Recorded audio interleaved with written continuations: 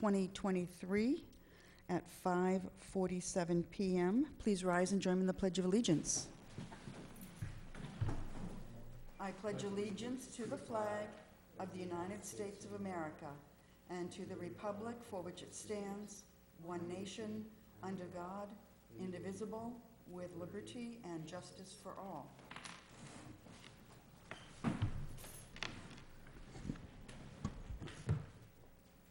Thank you very much. Is there anyone in the audience this evening who is audio or video recording? If you would just indicate so, and I see none. Thank you. Selectmen's comments and announcements. Mr. Ward. Madam Chair, as many folks know, there are contested seats on the Board of Selectmen and the school committee for this year's election on May 1st. If you want to hear the candidates and see them, there's going to be a candidates forum on Wednesday, April 19th at 7 p.m. It's going to be held in this hall, this auditorium. So it'll be on Channel 8, Comcast, but if you don't get that channel, you need to come to the town hall and see the candidates that you have a chance to vote for. Thank you. Thank you. Is that going to be recorded? Yes. And so be available for those who can't make it in person or whatever? Thank you. Perfect. That's Wednesday the 19th. Thank you very much. Mrs. Lapointe. No, thank you. Mrs. Anderson?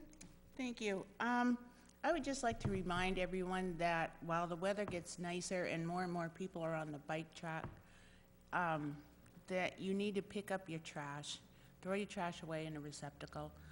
DPW empties those receptacles on a regular basis, and stop littering, I guess, is the bottom line. Thank you. I'd just like to make a comment. I was actually attended the Easter egg hunt at GAR Park a week or so ago.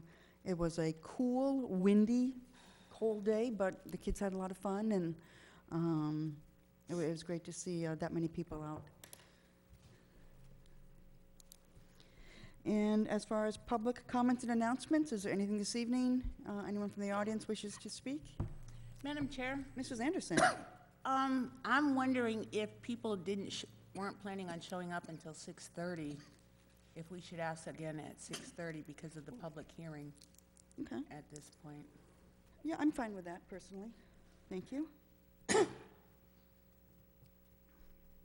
All right, and we do have a public hearing this evening. Mr. Ward? Winchendon Board of Selectmen, notice, no, that's reschedule. Reschedule public hearing, new farmer series pouring permits for malt wines distillery. The Winchendon Board of Selectmen, acting as the local licensing authority, will hold a public hearing on Monday, April 10th, 2023, beginning at 5:45 p.m. in the Town Hall Auditorium, second floor, 109 Front Street, Winchendon, Mass. And on the on-premises Section 12 Farmer Series pouring permits for malt wines and distillery for Bull Spit Brewing Company, located at 4 Summer Drive, Winchendon, Mass. James Hunt, manager. Anyone wishing to make comments is encouraged to attend. Signed, Audrey Labrie, Chair, Winchendon Board of Selectmen. Thank you. Madam Chair, Mrs. Anderson? I move to open the public liquor license public hearing for Bull Spit Brewing. Second. Thank you. Made and seconded. All in favor say aye. Aye. Chair votes aye. The hearing is open. Good evening.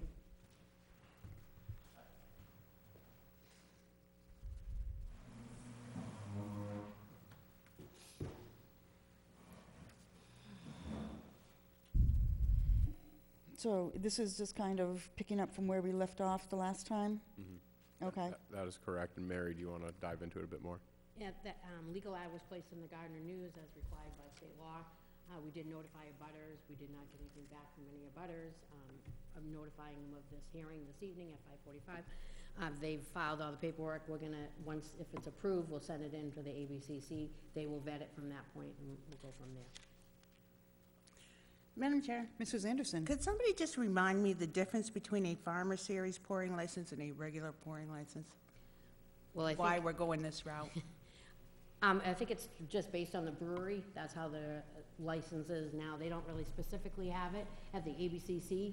When we go to put it in, they don't have like a brewery selection. It's all alcohol. So we have to, that's our drop-down box on the like a local licensing authority form. So it's kind of all new to the state with the brewery and all that. So that's why they're doing a pouring license. A lot of breweries have IPAs, wines and whatnot, seasonal wines, blueberry wines, apple wines, so they just do pourings and then they can sell the product if they see fit. But it's just a pouring license, so to speak. And if I remember, like the pubs have pouring licenses and stuff, but they buy in all of the alcohol that they are licensed to distribute. Whereas Bullspit, they're a distillery, there's a brewer, so they're making their own product. So it's a little bit different license than, it's called a farmer's pouring license, as opposed to just a regular license. And that's why you're going that route, because you actually are making it on the premise. Right, so we can technically serve. A little louder. We can technically only serve the product that we produce and make. In other words, you wouldn't with a regular pouring license. Right, or Is the that so? regular liquor license, you know, you would go through distributors and you could do multiple distributors, multiple brands, but with this farmer series, it's just what we produce. And you won't be selling anything else? Just our products, yep. Interesting. Our alcoholic products. Non-alcoholic is not included in that. Right. Yeah, Yeah, this applies to alcoholic. yeah. Okay. And it's broken down into the brewery, the distillery, and the malt. So that's why we have, I'm sorry, malt, wines, and distillery. So that's why there's 3 separate ones in front of us. So can I ask another question? Because I just, Yeah. I've been stirring over this for a couple days now. And trying to be appropriate. For instance, if I were to order a Cape Codder in your establishment, I would be served with something that you produced, correct? If that was something that we offered, the alcoholic portion of that beverage would be something that we self-produced. Okay, but if you didn't, do you have the option? We would not be able to, because we would not be able to bring that alcohol in Gotcha. under this pouring license. So we can't use this pouring license to go to, say, Horizon Beverages, which is a major distributor in the state, and order all kinds of liquors. That you don't make yourself. that You we don't can't make ourselves. supplement what you're... Right. This would not qualify for them to become a Interesting. customer of theirs. All right, Yeah. So it's only stuff that we self-produce. gotcha. Yeah. So in theory, we could do a Cape Codder if we made a self-produced a vodka. Yeah, we could. Yeah, I was trying to keep it simple. Yeah. I didn't know what that was. Note I note don't to either. self, make If you said, vodka. instead of G&T, then I would have known that was gin we were talking I about, know you're sangria slushies, but I didn't know that. Yeah, but with your own wine, right. if that were the Right. case. Okay. Any other questions from the board? And the abutters were notified. Is there anyone here to speak to this issue? Ooh. I feel like all they want for Christmas is my 2 front teeth. I'm whistling. Hearing and seeing none, I'll entertain a motion to close the public hearing. So moved. Second. Any further discussion? All in favor say aye, Aye. and the chair votes aye. The public hearing is closed. Any other thoughts, comments from the board? If there are none, I'll entertain a motion. Madam Chair, Mr. Ward, I move to approve new Farmer Series pouring permits for malt wines distillery for Bullspit Brewing Company located at 4 Sumner Drive, Winchton, Mass., as presented this evening. Second. thank you. Made and seconded to approve the 3 applications. Any further discussion? Seeing and hearing none, all in favor say aye, Aye. Aye. and the chair votes aye. Thank you. Madam Thank Chair, you. Mrs. Anderson, could we take 8.1 out of order since they're right here? is that a motion, Mrs. Anderson? Yes. Do I have a second? Second. All in favor say aye. Aye. Chair votes aye. So we're going to take out of order 8.1, This is the final lease agreement with the town of Winchendon and Bull Spit Brewing Company regarding the outdoor space.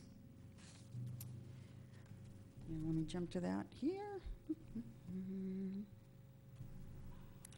Is there So, anything yeah. that we should know in this lease Yeah, of so Jubilees? no substantial changes. The reason we brought it before the board last meeting was just to provide an opportunity for the general public, if they had any concerns, to bring them through the board. We haven't heard anything through the board as well, so it's just standard boilerplate lease agreement, trying to get us through this gap in time between present and when we officially hand it over once remediation is complete. So legal counsel has worked with us to draft this document. It has been reviewed by legal counsel. And if it's agreeable to the board, if they could just authorize me to enter into this lease agreement with Bull Spit, we should be all set. And I'm trying to refresh my memory. Is there a time limit? So there This isn't, lease? it's a Okay. short-term lease, but I don't believe there's an official Doesn't say- sunset. oh. Yeah, let me just double check here. Okay, shall expire on Oh, here we November go, November 30th, 30th. Yep. 2023. Okay. I certainly hope that before November, everything else is, gets squared over. Worst case, would we have the option of extending this lease? Yep, we could, if we ran into something, if they pulled up the foundation and found something catastrophic or really anything happened, you would have the option to extend this as long as you'd like, realistically, and it would terminate automatically upon the sale of the property, or transfer, I should say. Okay, perfect, thank you. Questions, comments from the board? Madam Chair? Mr. Ward? Yeah, I went through this, and what I was happy to see, that the town is totally protected by this document. There, the liability, we're totally covered in every aspect as how it's used and who uses it, and so on, so I was happy with that. Thank you. Anything, Mr. Solspek? My apologies. I would also highlight that we, parallel to this, we're also going through the process of finalizing the document so that when the time comes, we can transfer it pretty quickly. I know these gentlemen have been chomping at the bit, and they're ready to get going, so we'll have everything lined up and ready to go. Thank you. Anything further from the board? Mrs. Anderson? Only because you stopped there, the tenant shall not use any electric, water, or other utility service without consent of the landlord, but I can't see how that would be possible. They're going to need Yeah, that's some utilities. standard boilerplate language. So basically what it is, it's a cover so that if, any town-owned resources on the property, so if they're using water, for example, that we can bill them back for the water, so they're not just using water at our expense. Do we have the ability to meter what water they use? I don't even know if they have anything hooked up yet. No, not at this time, but it's a harmless kind of coverall just to have in there so that we have the ability, if they're using any type of resources that are currently charged to the town, that we can charge them back for it or work out some type of agreement. Basically, it's outlining, the intent isn't that those things are included for free, basically. Yeah, I would think the only thing, you'd be using electricity. Right. And maybe minimal water kind of things, okay. But the town being the landlord, this gives us the, we can track it and bill it back. But if you were to use electricity, wouldn't you be responsible for turning it on in that area? No? Yeah, it's in our name now. That's what I thought. You go through It National is. Grid. Okay. So it's basically overly restrictive with the intent that it's protecting us, that we can make it less restrictive at our leisure. Yeah, Okay. okay. Anything further from the board? All right. Seeing and hearing none, I will entertain a motion. Madam Chair? Mr. Ward? I move to approve the lease agreement dated April 10th, 2023 between the town of Winchendon as landlord and Bull Spit Brewing Company as tenant, as presented this evening. Second. Should that say something like an authorize the town manager to execute on behalf? And authorize the town manager to execute on behalf of the Board of Selectmen. Thank you. Second, okay with that? Yes. All right, thank you. Made and seconded. Any further discussion? Seeing and hearing none. All in favor say aye. Aye. Chair votes aye. Wonderful. Thank you all so much. Thank you, gentlemen.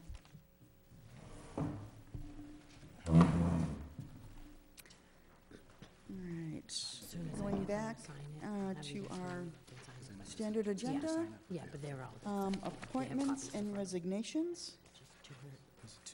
Two, We have Yeah, and then one at 50. a letter of interest I gave you 300. from 44. Thank you. Nancy Romanowski, who is interested in joining the Council on Aging. In your package, you have a letter from Judy Measure, Chair of the Council on Aging, stating that they are in unanimous support of this appointment. Yes. No, that's okay. Anything to add, Mrs. Measure? No, Nancy couldn't be here. She had, Just come up for the mic, please. Thank you. sure. I knew you looked, who's that person? And for the records, just state your name into the microphone, please. You want me to confirm the, our support of the Council on Aging for Nancy's nomination? Oh, sorry. Yes. Yes, the Council on Aging is in unanimous support. At our meeting, we voted. Nancy has attending our meetings as an associate member.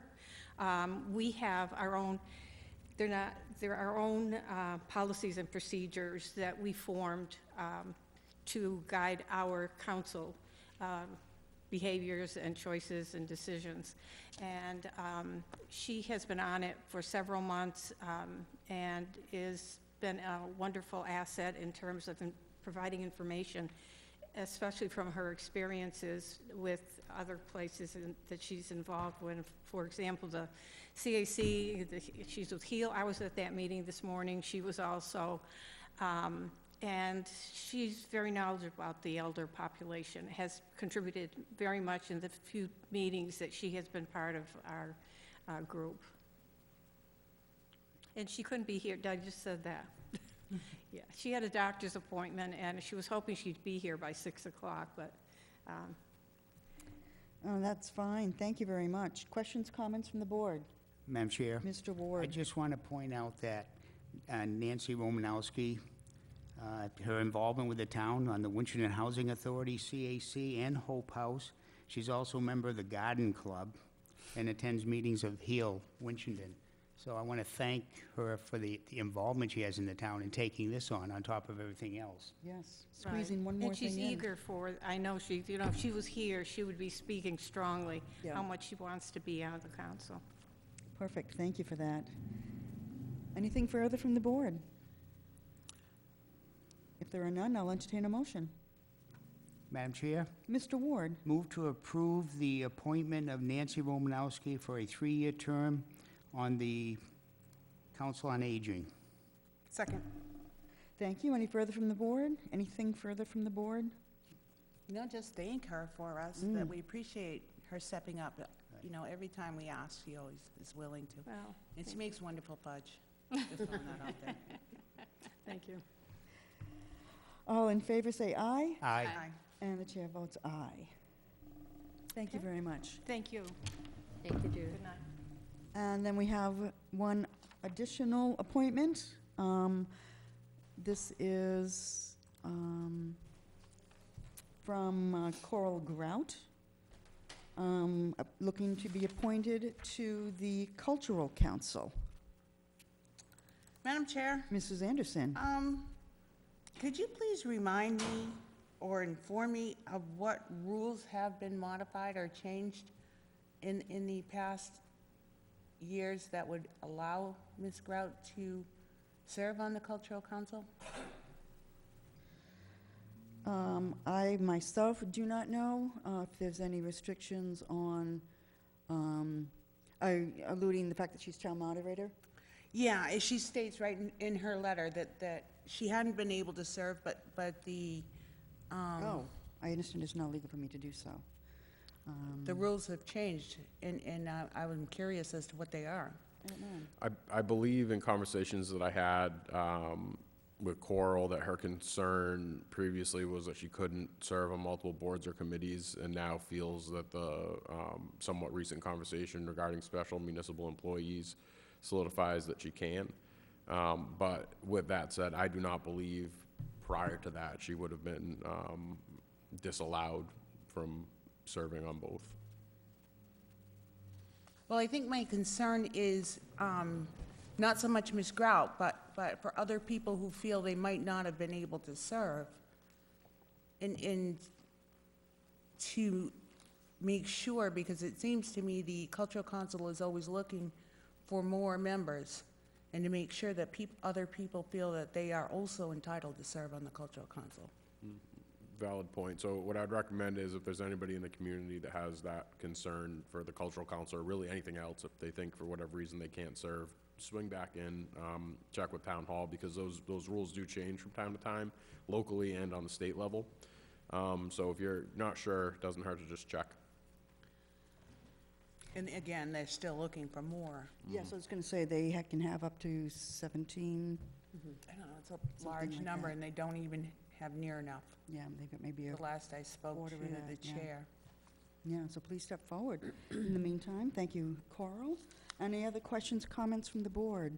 And we do have a note from Jill Sackett stating that they would welcome her back. If there's nothing further from the board, I will entertain a motion.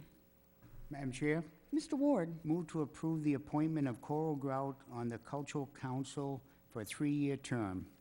Second. thank you. Any further discussion? All in favor, say aye. Aye. And the chair votes aye. And thank you, Mrs. Grout.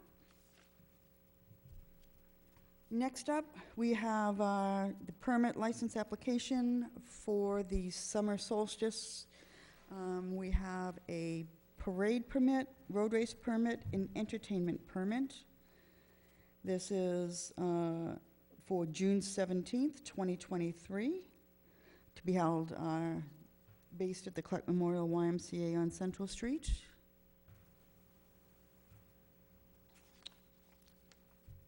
So you're looking at the parade first? Is that right?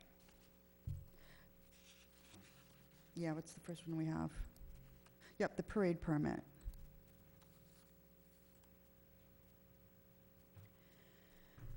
Begins at the fire station, 11 a.m., travel down Central Street, ending in the Dunkin's parking lot, which I think that's the way it's done before. Lineup begin at 10:30. North Street and Linden. I did see, there's a map enclosed.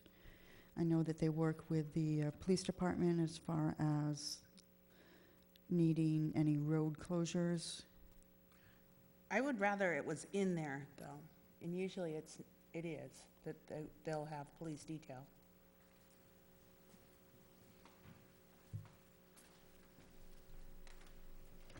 Okay, we could, if it's the,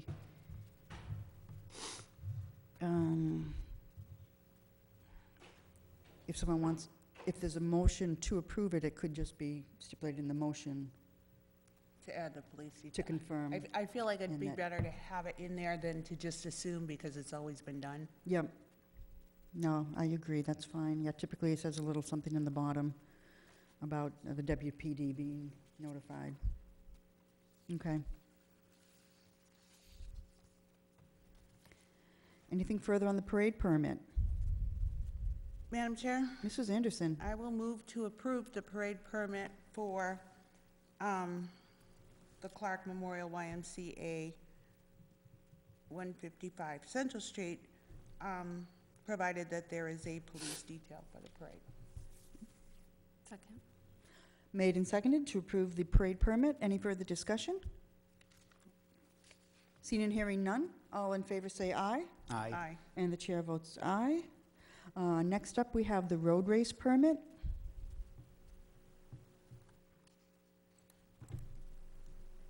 I think I've got the road race permit. I think it's road race and entertainment. Yeah. Okay, that's what I'm missing. Nope, there's a separate road race. If you keep scrolling down. Yep, beyond that. Right there. Oh, good Lord. So, the road race, June 17th, race start at 9 a.m. Justin, would you just scroll up to the map so we can have that on there? Which is very different, I think. I've never run it, I confess, so. Either.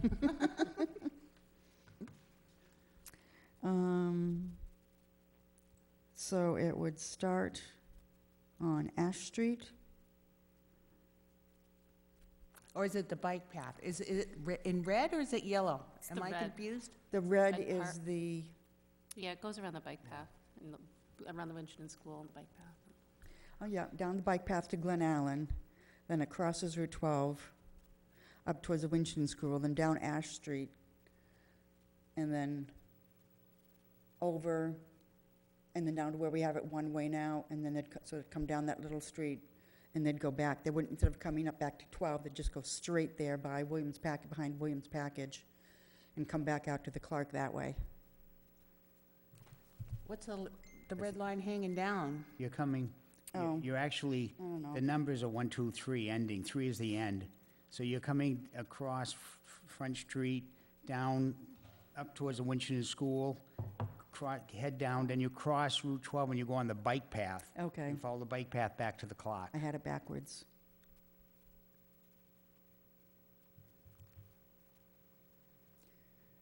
So where, So if we start at 3, that's Beach Street, we just took the building down at the corner when we're putting in the new parks. So they'd cross Okay. there, and then come up to the bottom of High Street, Go up go over to Ash where the car wash is and the tire place, and then up Ash Street. and again, police detail? That's a sketchy, sketchy little intersection down there. At least at Route 12, you need one. Yeah. Yes.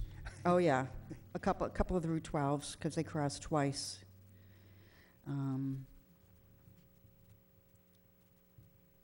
So again, just, I think, a reference regarding Police detail. any appropriate police detail, yeah.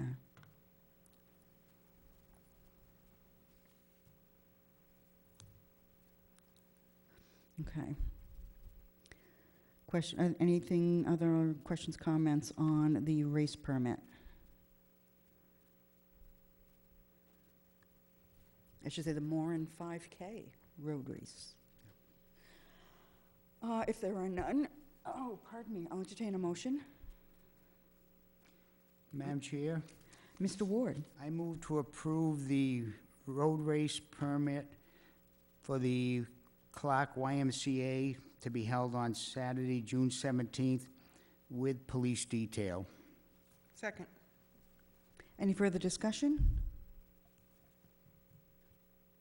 Seeing and hearing none, all in favor say aye, Aye. Aye. and the chair will vote aye. And last but not least, the entertainment permit itself, which does also reference the road race and the parade, but then the festival itself, run from 11 to 4.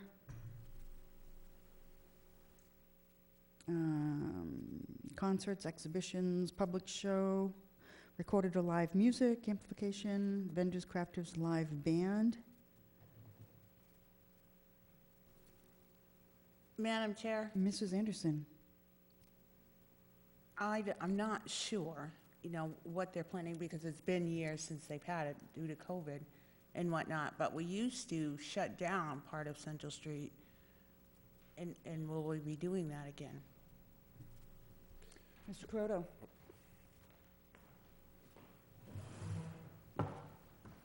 Central Street construction starts next Monday, so I'd say this year. There's a potential that all the sidewalks on that side will be in, but I don't want to make that guarantee. We should be down to road paving at that time, just a top layer and some striping, so it could be possible, but I don't want to say and guarantee that it's going to be 100% done by then. So not only, you were asking about closing it off, because you usually close it off between Grove and Summer. Summer, but that may not even be accessible? Or So this is June 17th. June 7th. 17th? The anticipated schedule would be that the sidewalks would be done. Okay. We would they wouldn't be paving on a Saturday, so it's a one-day paving job for them. So I would imagine it'll be closed, and by June 17th, we should be on our punch list for striping and stuff. But it could be possible, but if we get real rainy weather or we get delays, it could put some hiccups in it. Okay. I just wanted that to be out in the forefront. Yes, thank you. But you're right, it does not specifically state that the road would be closed as before.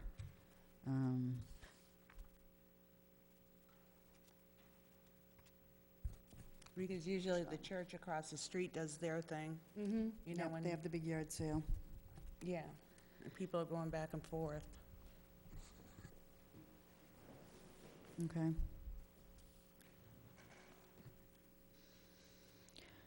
Any other questions, comments? And I did note that under the checklist, Section 8 license, under vehicular traffic, it does state as directed by WPD for the 5K road race. So they do reference that they'll be in touch with the police department for that, so that's good. Any other questions, comments? And I beg your pardon, it also says YMCA will hire police and EMT details. If there's nothing further, I will entertain a motion.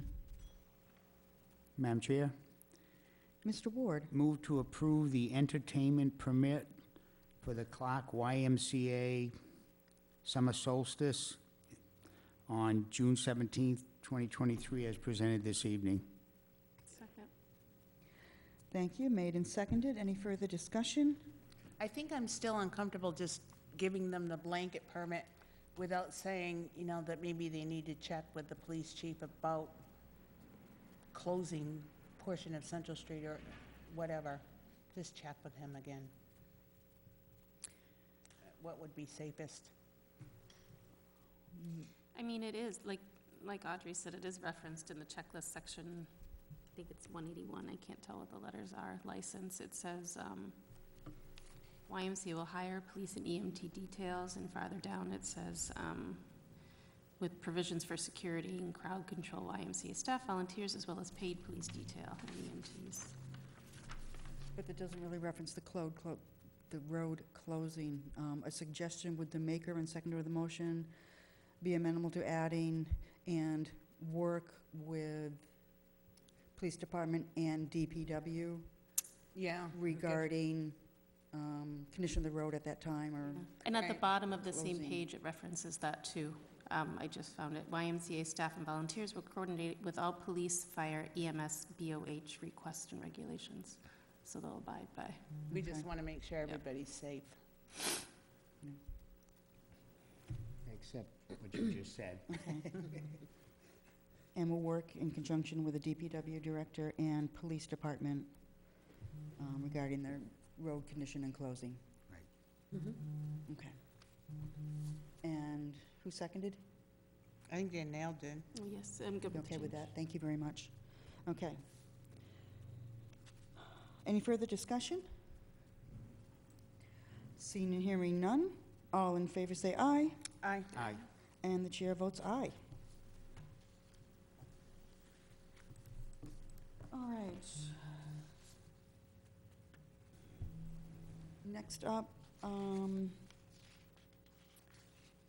we did have a draft warrant presentation this evening. I know the joint meeting has been canceled. Mr. Saltzback, any sense of when that's going to get rescheduled?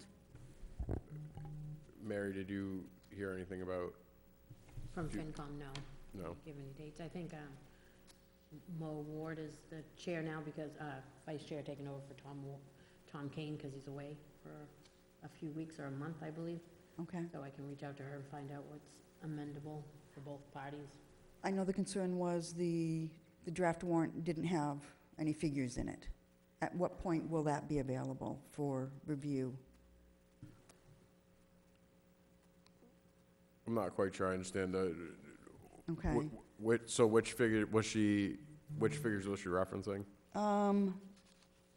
hold on a second, let me, My guess is most of them say to be determined or they're blank. yeah. Yeah. And for our part, our Right. board as well, So, there's a lot of TBDs in the entire, right, so budget is basically, all blank. those figures are predetermined numbers in the budget that's already been presented, in the final budget that's already been presented, they just haven't been plugged in there. But the intent of the first pass for the draft is to show, what particular articles are going to be on there. So admittedly, actually, I haven't had a conversation with Dr. Ward about this. okay. So her concern is, that's the first I'm hearing of her concern. Yeah, and I think, like, all the capital articles don't have amounts in them Mhm. and such like that. I understand the need to Right. craft the warrant first. Right. But they were concerned that because there was so many, because the numbers weren't Yeah. missing. So like the capital plan also was predetermined, so those figures are predetermined, they just need to be plugged in there. But I think the intent was to review, more of the narrative of what some of those are. So I guess the short answer to the question is, I do not know when the finance committee intends to meet. Okay, I would encourage them to reach out to me and communicate, and we can set up a time that works for them. okay. When does the warrant close? The warrant officially closed last week. All right, so it is closed, Yeah, okay. so everything in there, what you're seeing is what you're gonna see. I mean, we could Okay. still real quick pass through as a group and talk about some of those aspects, but I'm not sure what their intention is. Okay, Madam Chair? thank you. Mr. Ward? So the big question is, we're looking at the final warrant on the 24th. How much earlier than that date is the Finance Committee and the Board of Selectmen going to get the complete warrant to review on the final 24th? Right, so they would get the complete warrant, with the finalized figures, I guess, in line for what is typical in a meeting, so, they would get them the Friday in advance. But I'd reiterate, the numbers that you're seeing in that have already been established. The numbers for the capital plan were established about 2 months ago. The numbers, for the general operating budget, water, wastewater, transfer station, were finalized last week. None of those figures are changing. But they should be in here. For the If they've already been approved. For the final draft. Right, so the final yeah. draft is the 24th. Right. And what I'm saying is, if they get it Friday, that's really pushing the window to get to look at everything for Monday. So if we've got 2 weeks from today, Right. we can't get it any earlier?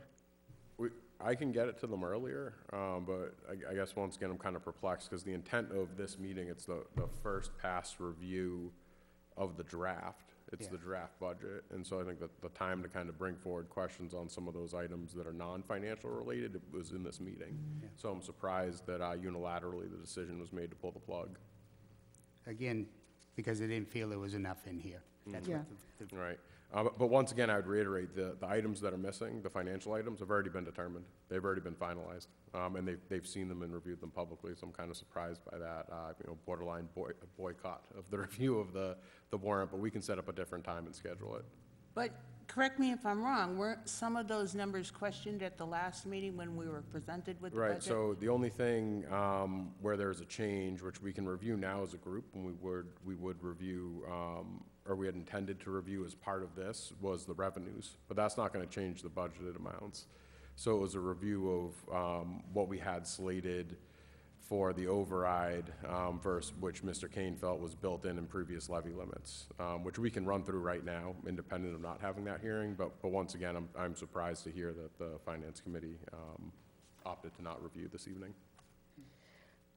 Past precedent has been, even at this point, the numbers are in there, so I think that's where some people are coming from. So if the numbers are available, if you could, get someone to put enter the numbers for us, and then get the completed document out as completed as possible, Right. as far in advance of the 24th as possible. That would be helpful. No, absolutely. I Okay. mean, I can commit to getting it out later this week. Okay, that would be great. And we're more than happy to help in that way, but once again, I would reiterate that all of those numbers are pre-established numbers, Agreed. and that the Finance Committee did not extend the courtesy of communicating that to me. Understood. Thank you. Anything further on this? Are we going to go through these, I thought so. each page? I thought we were going to go through each page of this with our comments, so we can correct the things Okay. for the 24th. Sure. Yep. Sure, okay.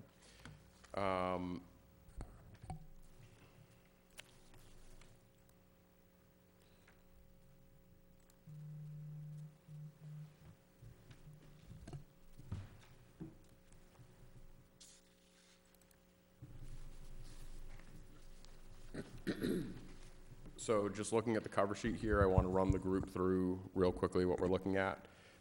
As expressed, the window had closed, so the window had recently closed to submit some of these. We're anticipating, as broken down in my memo, about 3 special town meeting articles, as well as roughly 28 annual town meeting articles. So what you're going to see for the first 3 in the special town meeting are typical. You have the committee report from the Finance Committee, the payment of prior year bills, which we're still calculating and determining that, and it's typical to provide that in the draft form, which has been past practice for the past 2 years anyway. And the funding of snow and ice, which once again is a number that we finalize for the final draft as past practice. So we don't have those figures just yet. For the annual town meeting committee report, same thing. If the Finance Committee chooses to provide a report, to date they have not discussed what topics they intend to cover. Number 2 is to establish a PEG Media enterprise account. So as you may recall, in addition to our existing enterprise accounts for water, wastewater, and transfer station, we're proposing adding an enterprise account for our media or our broadcasting operations. Can I stop? Yes. Do we ask questions now? Please stop me as we go through. Okay. I guess I'm not really wrapping my head around making it an enterprise account. And I'm really not understanding that, because an enterprise account is paid for solely by the users of that. And yet, so many more people who don't subscribe to Comcast actually use the product, if you will, the equipment. They watch they stream the meetings or they go on YouTube.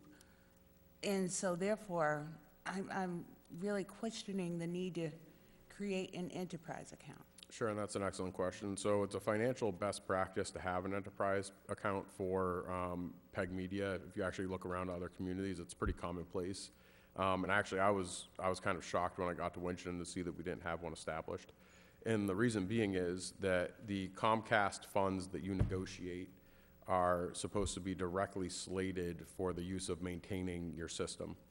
Contractually, right? You're part of the communications committee, so you've seen that conversation. Historically, to date, what's happened in Winchendon is you get to the end of the year, you have those Comcast fees, and that money disappears. It falls to free cash, and it's absorbed by the budget, and it's spent wherever it goes in the form of free cash. As a financial best practice, those funds are supposed to be set aside, and the reason you set them aside is, 1, you're legally required to, because that's what your Comcast agreement says, that it's for the maintenance of this, not for, paying down your snow and ice deficit. The other reason is, as you can see, the system that we have in town is deficient. And the reason it's deficient is because that money, those revenues that were supposed to be slated for upkeeping the equipment, was spent in other places by previous administrations. So the intent of making that enterprise fund is to ensure that you're regularly maintaining your account, as you contractually agree to in the Comcast agreement.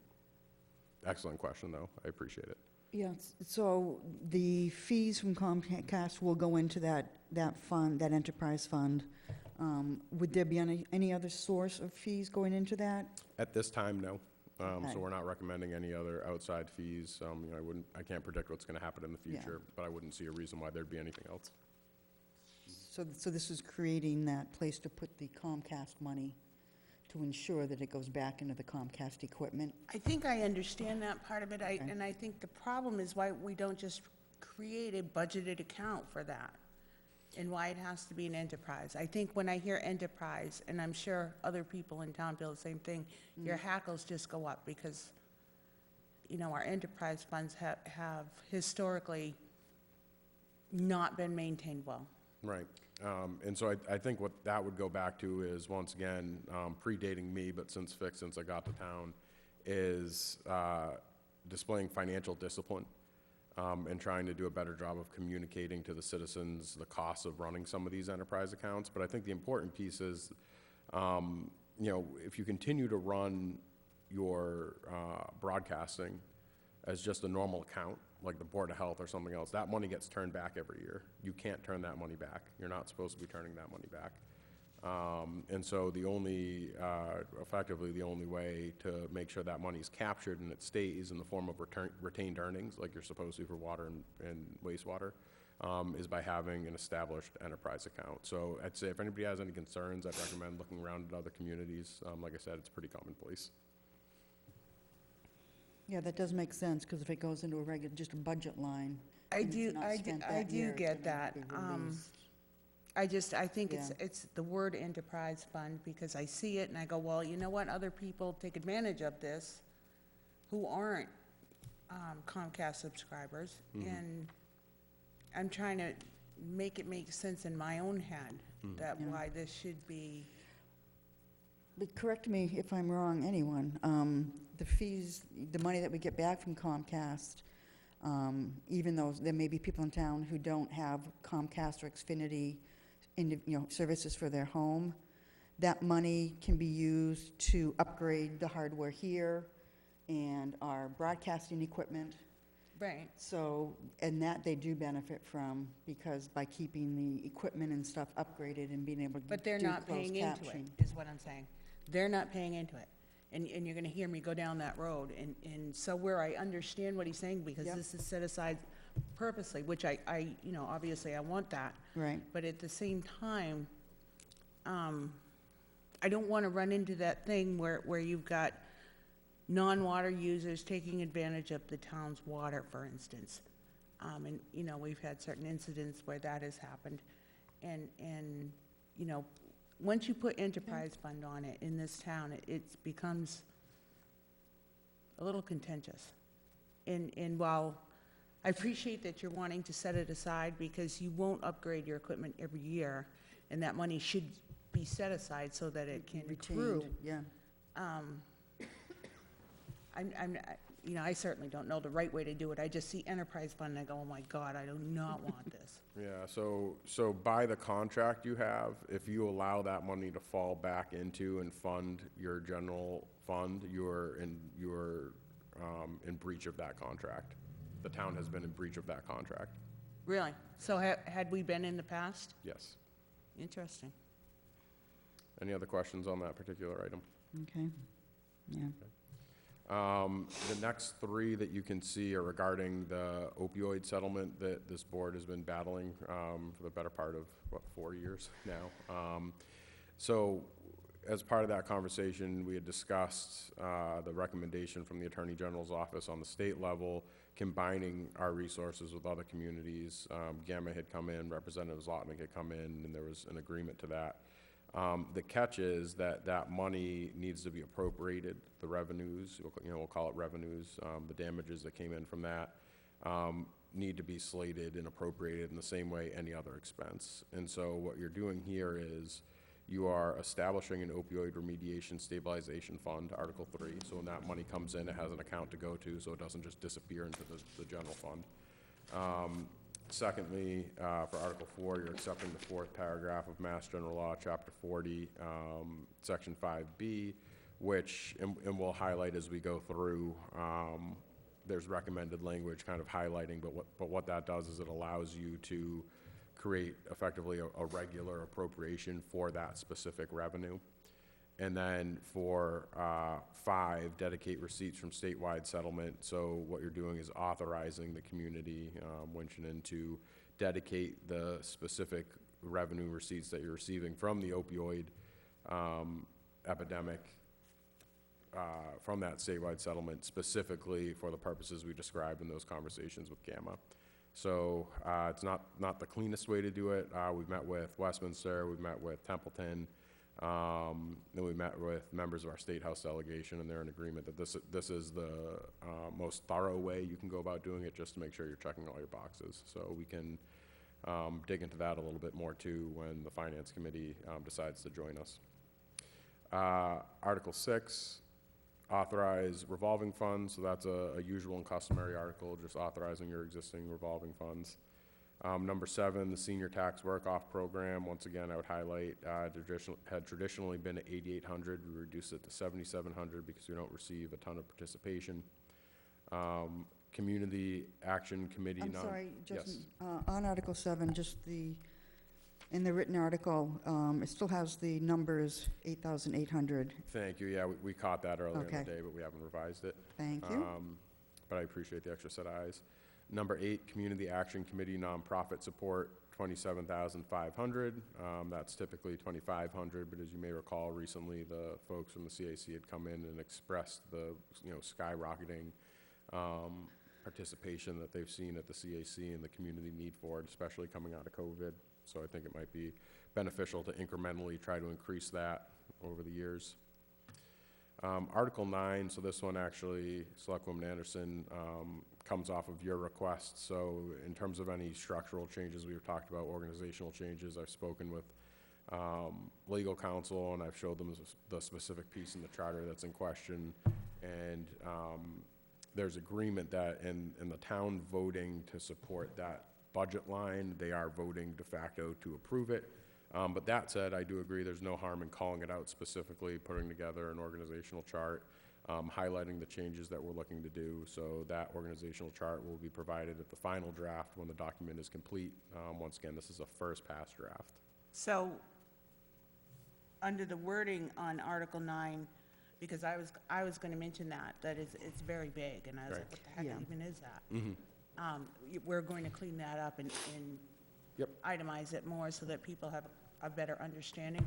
Yep, so we'll do a partial organizational chart. I don't think there's any need to do the entire, organization, but at least showing them what's going to change and how, kind of similar how we did it in years prior down in the Community Development Office. Now, has the working group for the town and the schools, will that be part of this, That is correct. the So, upcoming budget? yep, so what it would include. Okay, so that'll be outlined here. Correct. So the overlap between the town and the schools on that position, how it ultimately saves the town side budget. I believe about $30,000 in resources. We'll highlight all of that. Okay. When is the working group getting together again on that? So part of it is to see if there's support and approval for that. The next step is, if it's funded and gets through town meeting, is to spend the remainder of month of May and June to get the bumpers up. Kind of what we had talked about is that there needs to be some strict rules and guidelines developed by that group to help the town and schools navigate the existence of that position. So that'll be their next step once we get through the process. Once the voters Weigh in on it. weigh in on it, okay. Article 10, the fiscal year 24 general government budget. So once again, I will reiterate, and the number on this cover sheet is the number. There are no numbers changing. There are no outstanding numbers. All the numbers have been provided. Just to reiterate. So the one piece that we did want to change that came into question was questions about revenue. And so I wanted to take a moment to highlight that. Real quickly, my apologies here. Okay. So, the issue that we ran into was, and just to rehash it, that traditionally the override in its full amount, the 2014 override, is built into the school budget on a separate tab, so it's kind of hidden and not called out. We're leaving $50,000 of that to the schools, and it's going to stay where it's typically tabbed. But we wanted to call out, for the sake of transparency, on the budget reconciliation, that $324,659 is going towards the town side budget this year. But in doing that process, Chairman Kane of the Finance Committee had raised the question of whether or not that specific figure is already built into the levy limit. And so what Town Accountant Medina and I have done over the past week or so is go through line by line through the DLS gateway, looking at the levy limit and reverse engineering the math to see when it hit and when it was actually pulled out. So it was approved in 2014. It was baked into the budget, the levy limit for 2015, and it had been held separate in error. So we pulled back that number. The crunch is that that creates the appearance of a deficit in the same amount of 324,659. And so Katie and I sharpened our pencils, went through revenue, and we wanted to make sure that we found a way to demonstrate the existence of revenue in such a way that was still conservative without really kind of pushing it, that would allow us to still maintain a balanced budget. So I'll be sure to forward this on to FinCom. Like I said, I expected them to be present this evening, and I would have passed this on. They would have seen that there are no changes to the budget if they had reached out. So the 4 places that we targeted was increases of 0.01% on some line items, which are very low. We increased to 0.05%, which is still extremely conservative and well below the 2.5 typical projection if you look at trends. Cannabis, we increased to 160 from 50,000, and that still leaves enough room to cover the paving plan that we had discussed. And I will note that in previous years, we had balanced the budget calling for as much as $225,000 of cannabis revenue before we even had 2 open. So I'm pretty comfortable putting in that $160,000 figure instead of 50. The $100,000 added for peer review. So we had discussed this in terms of bringing in an assistant engineer under our umbrella, and we had talked about how effectively it pays for itself because we're not paying tie and bond anymore. Slower. Sorry, we're not paying tie and bond anymore. Those peer review fees will be rolling through to the town, but we didn't actually call out for that because we didn't have a good history of that process existing on its face. And so what we did was we worked with Nicole Roberts down in the Planning Development Office and asked her to pull the peer review in years prior just to back up that number over the past 3 years. So that $100,000 figure, it's made up of about $60,000 for the MS4 program, give or take, which is a state mandate that we're in compliance with. So we'd be doing that piece in-house. The remaining $40,000 would be covered by the peer review. The data, though, appears conflicting, and we're going to break it down a little bit further. So in this past year, we easily hit that number. In years prior, it looked artificially low, and we were trying to dig into that and figure out why. The reason being was, at that time, our conservation agent was a stamped engineer, Allison Manouchian, who has since left us. So she was actually doing a lot of peer review on the town's behalf as part of her role, artificially bringing that number down. That was just lumped into her salary automatically. So long story short is we can comfortably support that figure. And then the 4th is the 911 grant, which we traditionally have budgeted for 135. Due to a cell error, we had it down to 44,439, which was taking about 22 actual and then multiplying it by the 0.01 figure we talked about. So I moved that back to 135 because that's where it's been historically.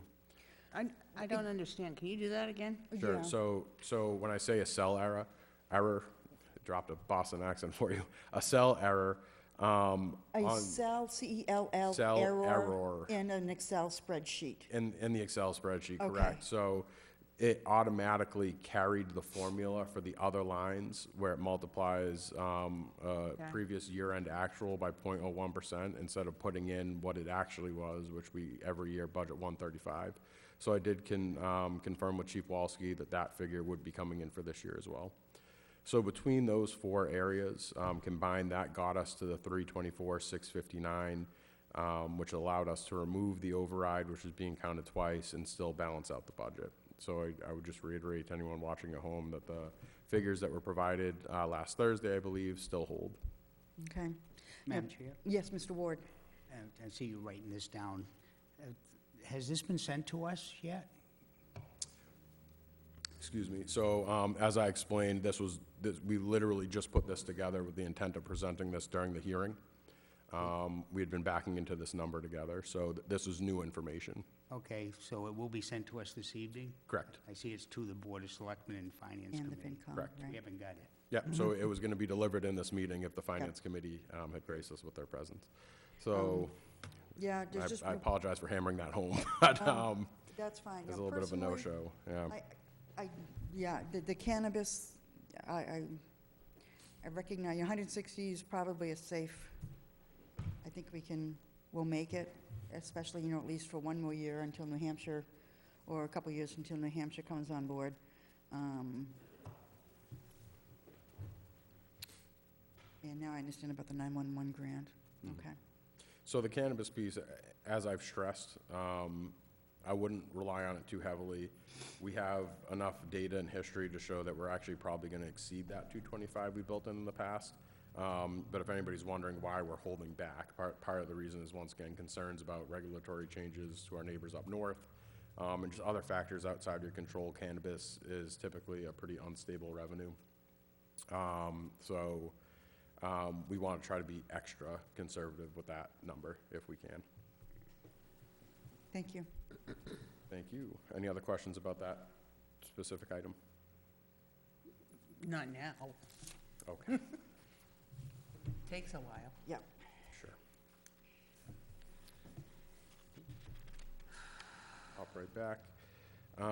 Making our way down, there were no impacts to the 11, 12, or 13, which are the existing enterprise budgets for water, wastewater, and transfer station. Those numbers will stay the same. As you can see, if the passage of Article 2 goes through, Two passes, yeah. yep, then you would have to vote just the same way you do your existing enterprise funds, and that was the number that Mrs. Daigle had walked us through in the previous meeting, based on the contract of $111,300. Mrs. Anderson, did you have a question? I was just gonna confirm that that is coming from Comcast to us, correct? Guaranteed, correct. Okay. So, and just to reiterate what Mrs. Daigle had said in the previous meeting, she budgeted the expenses for this year high, all pretty much 100% one-for-one match. We don't think we're actually going to use that, but she wanted, in an effort to be conservative, make our expenses pretty much as high as humanly possible. And then once we have a year or two of data under our belt, then we can get something more realistic and kind of walk that back and start building up some of those retained earnings. So if something goes down, because equipment's always evolving pretty rapidly, you're not going to town meeting asking for free cash for them to fund that. You can pull off the retained earnings. So it financially protects you a little bit. The fiscal '24 school budget has been established. That is another figure that is not changing. Can I go back to the, Yes, please. the other one? I'm gonna drive you crazy. But we used to, years ago, pay our technicians who are actually doing the filming out of that account. Will we still be doing that? Yes. Okay. Yep. So literally every single expense that you can imagine for broadcasting that was previously carried in the general fund, the general operating budget, has been pulled out and put into this. So it's carved out separate. Just like as the other enterprise funds, we do the indirect costs. Yep. Are charged to those, so it would be the same for the PEG. Correct. Okay. Article 16, Monty Tech, that number is pre-established, not changing. The capital improvements, 5-year borrowing, so these numbers are accurate, once again, based on our capital plan that was widely published 2 months ago, and have not changed. So the 5-year borrowing is $784,181. This number was provided in advance. Article 19 for the transfer station, $223,411. The number was also provided in advance. Article 20, grants and other sources, $136,918, which was provided in advance. Article 21, capital improvement, the paving plan, which we had discussed in several other meetings over the past 2 months. These figures are provided in advance and have not changed. $550,000 out of free cash and $450,000 out of a pre-established, widely discussed paving plan that we paid for in part by Cannabis and the other part by Maybarty. There are no changes to that figure, no new information to provide.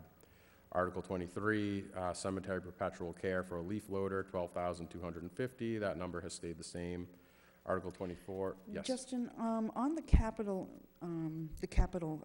17 through 23, you're right, we have talked about this a lot over the last few months. And I'm trying to picture, one of the spreadsheets, of course, it starts with everything, and we whittle it down, that listed the various funding sources. But you could look at an item and see the individual funding sources that was making up that one item, which you can't see here. So would it be maybe, can we have that spreadsheet available? Yes, so we're going to provide that as a handout, as supplemental at town meeting, but also in the areas that were referenced where it said to be added, it just needs to literally be pulled out of those pre-existing, publicly, widely available sheets Right. that have been reviewed a dozen or more times, and copy and paste it into there. So there's no new data. Yeah, I think that'd be good. They can say, okay, well, this item is, some of this is from this and some of, okay, so that Right. gets the total. Mhm. I think And, it'd be and helpful. in the final draft, it's gonna be polished as it was in previous years, but once again, it's just a first pass draft, so. Okay, thank you. But thank you. And then cemetery expansion, $50,000. This isn't really buying land, it's not really buying equipment. It's more so, at least in my eyes, a departmental expense. But the issue is, as we've explained in previous meetings, is the cemetery is rapidly running out of space. And so that money will go towards an expansion of existing owned land that just hasn't been worked and finished out into cemetery space. And it's in conjunction with a request of Robinson Broadhurst for some additional supplemental equipment. So with their powers combined, they should be able to expand, and we're not gonna run into a bottleneck issue down there. Do we have any sense of how many additional plots it will add, or how many years based, you never know, Yeah. based so on past numbers? past how- trends. When we may run out of, will this give us 20 years' worth of space, or 10? So I would say, and if Brian wants to narrow it down more, I would say this will buy you a few years. It's gonna buy you few. some breathing room to get a more substantial plan in place. Okay, And Mr. Croto, if you'd like to add anything to that. So when we did what we call new expansion now, which has been there probably for about 10 years, a that, little louder. the new section that's in place now, what we call the new section behind the cafe, it's been there for about 10 years or so, maybe a little bit longer. That bought us that much time. The goal is to put a couple rows out back behind that. There's some land, and then to start going into the lower end of the DPW yard and making that so that's that section. So that's gonna buy us some serious time. The ultimate goal is to eventually down the road, move the DPW off that site and just make that whole thing cemetery, but that's a long-term goal. We can't predict the amount of deaths. It's been pretty busy lately, so we don't want to get in the situation to tell people that you can't be buried here because we have no more room. So Right. we're trying to plan in advance. It's going to take us a couple of years to get the grass to grow, to get the roads in, to get everything the way it is. We just don't want to go down to the wire and say, hey, we're full. Perfect. So this will buy us a couple of years, and in the meantime, we can be working on that and be ready. Yeah, so in the Couple years, I use new that. section out Okay. back now, we're doing layout on a whole different portion that's not being used right now. It takes a lot of time to get everything established. Yeah, makes sense. Okay. Madam Chair? Mr. Ward? Yeah, the only clarification on that one, again, the use of the word expansion, people immediately think we're buying land or we're expanding. So if we can't clarify the article, when we get the motion book, whoever reads that motion, it should be that we're clearing already existing town land at Town-owned the cemetery property. for more plots, just so, because that's going to be the first question. What are we buying? How much are we Right. buying? We can clarify that in the language, and I'm still waiting for legal counsel to get us something with a little more meat on it. Thank Okay. you, Brian. But we'll highlight that, so nobody's caught off guard. Article 25, the general code adoption of general bylaws. So this was an initiative that you all had put quite a bit of work into, and that kind of went nowhere. The effort here is to put a bow on it and button it up. In so many words, I did not have a hand in this process. So I don't know if anybody has any thoughts on that. I mean, my initial knee-jerk reaction is I don't know if anybody reviewed the document, I believe that was 208 pages. provided. Yeah, it was pretty substantial. So that's an interesting one. My feelings wouldn't be particularly hurt if it was pushed back, if people wanted more time to review it and scrutinize it, and you could do it as a special in the fall. But we wanted to at least bring it forward. I honestly do not remember ever doing this. I don't either. Oh, great. None of us do, so Fully transparent. Right. I don't think we worked that hard on it, quite frankly. Yeah, so the benefit, well, I'm trying to give you all credit, take the credit when I can give it to you. So, the intent of it is to get all of your crucial, vital town documents into one place. personally, I'm not sure it's something, an initiative that I maybe would have picked up if I was sitting in the chair at the time. But I know that there was some work that had gone into it, so. Maybe it was planning and zoning that did it. No, there was a committee. The former police chief was on it, our current town clerk was on it. I believe a member of the Board of Selectmen was on it, and was Dr. Ward on it in any capacity, do you know? No? I was on a charter bylaw committee, but we never dealt with this. So, if you'd like, we can, like I said, I'm not chomping at the bit on that one. But it would be nice to maybe close it out at some point, or at least say, hey, we're gonna walk away from it. Yeah, I mean, personally, I think it's a good idea. Let's leave it on there for now. And even if, even if we pass over it at town meeting, it'll be in front of the voters. They'll know that this is something that we're working on, and, Creates awareness at minimum. yeah. Yeah, I had no awareness. Madam Chair? Yes. Mrs. Daigle asked me if I could just read something into the record. I guess it was a grant through Robinson Broadhurst, and a contract was signed with General Code in May of 2018. It was a group at that time, we did something very similar in Ashburnham prior to my departure from there. It's a matter of, just like you said, codifying all the general bylaws that we have, and then it's placed on the website for people to utilize. But I believe there's a fee after that yearly that would have to be absorbed into the budget. But this contract, grant that we received from Robinson Broadhurst allowed us to codify all that we have and to place it onto our website for use. But further implications or changes to the bylaws, if any bylaws are passed throughout each year, goes to the Attorney General's office. Once it's approved from there, it'll come back, and General Code would take that new bylaw and place it in its appropriate spot within the codification. But aren't our bylaws, everything's already on our website? No, it's quite unique. If you look on like Town of Ashburnham, Lunenburg, Westminster, Templeton, they all have general codes. So if you were new to town, you could type in dog, and it would pop up everything that you need to know about a dog, like leash laws, rabies, clinics and fees and licenses. So it makes it a searchable unit versus it just makes it more modernized, I guess I would say. Madam Chair, Yes, Mrs. Lapointe. what Mary is saying makes me remember, I think I might remember Tracy Murphy talking about this in some of our meetings. It kind of as it related to the zoning bylaw changes that were trying to be made, and she talked about a big project and it was being done in pieces. So maybe it was related, I kind of vaguely, I don't think we were necessarily involved with it. I don't I think think it we were. predated us, but It may have been brought before us, and we said, okay, that sounds good, let's, it is go something forward with it, good to so, do eventually, because trying to find anything on our website is Yeah, painful. yeah, and I just looked up the definition of Keyword searches don't work for crap. No, but you codification. pull up the bylaws and it's got a table of contents. It is I not think very it just makes it a user-friendly, but easy, anyway. searchable Right. document. Yeah. So And the- then- the So the only next step would be to adopt it as it's changed. No bylaws have changed inside. We just, grouped them all together Format. appropriately. the number. And that would be voted on at town meeting. Yeah, the definition of codification is a noun, and this is from the Oxford Language Dictionary. The action or process of arranging laws or rules according to a system or plan.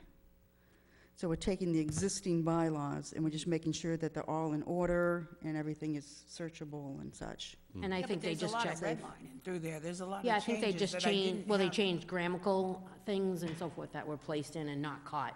Yeah, But, I mean, like, I believe there is a future fee for that, but this codification right now has already been paid for by a grant.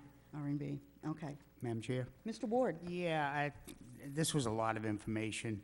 I did go to Ashburnham website. I checked a few, and when you see it on the website, it's very appealing. And because I checked on it, clicked on, did a search, and all the stuff came up I needed, which we don't have here on our website at all. And so it was very beneficial. My issue at this point is this information, I would have preferred a charter bylaw committee or some group in town getting this information now and comparing it with the bylaw and bylaws we have now, because I tried to go in and check a few to see if the wording stayed the same. And the 2 or 3 I did find, they were the same as our bylaws. But somebody needs to, I think, go Right. through. I think so too. Because we approved all these through town meetings over the years, and if the state or the company changed or left things out, then we now have no record of our original documents. So Yeah. I think it's a good effort, but I think a committee has to be formed, or a small group, a couple people very detail-oriented, need to sit down, look at that multi-hundred-page printout that you did today, and look at our bylaws, and sit there and go back and forth and find them, and then they can come to us and say, Yeah. everything in ours is in this, it's good to go, or it's not. Right. So, And the I'm with the intent- town manager, I don't, this thing comes up, I'm pushing it off. Yeah. At least to the fall.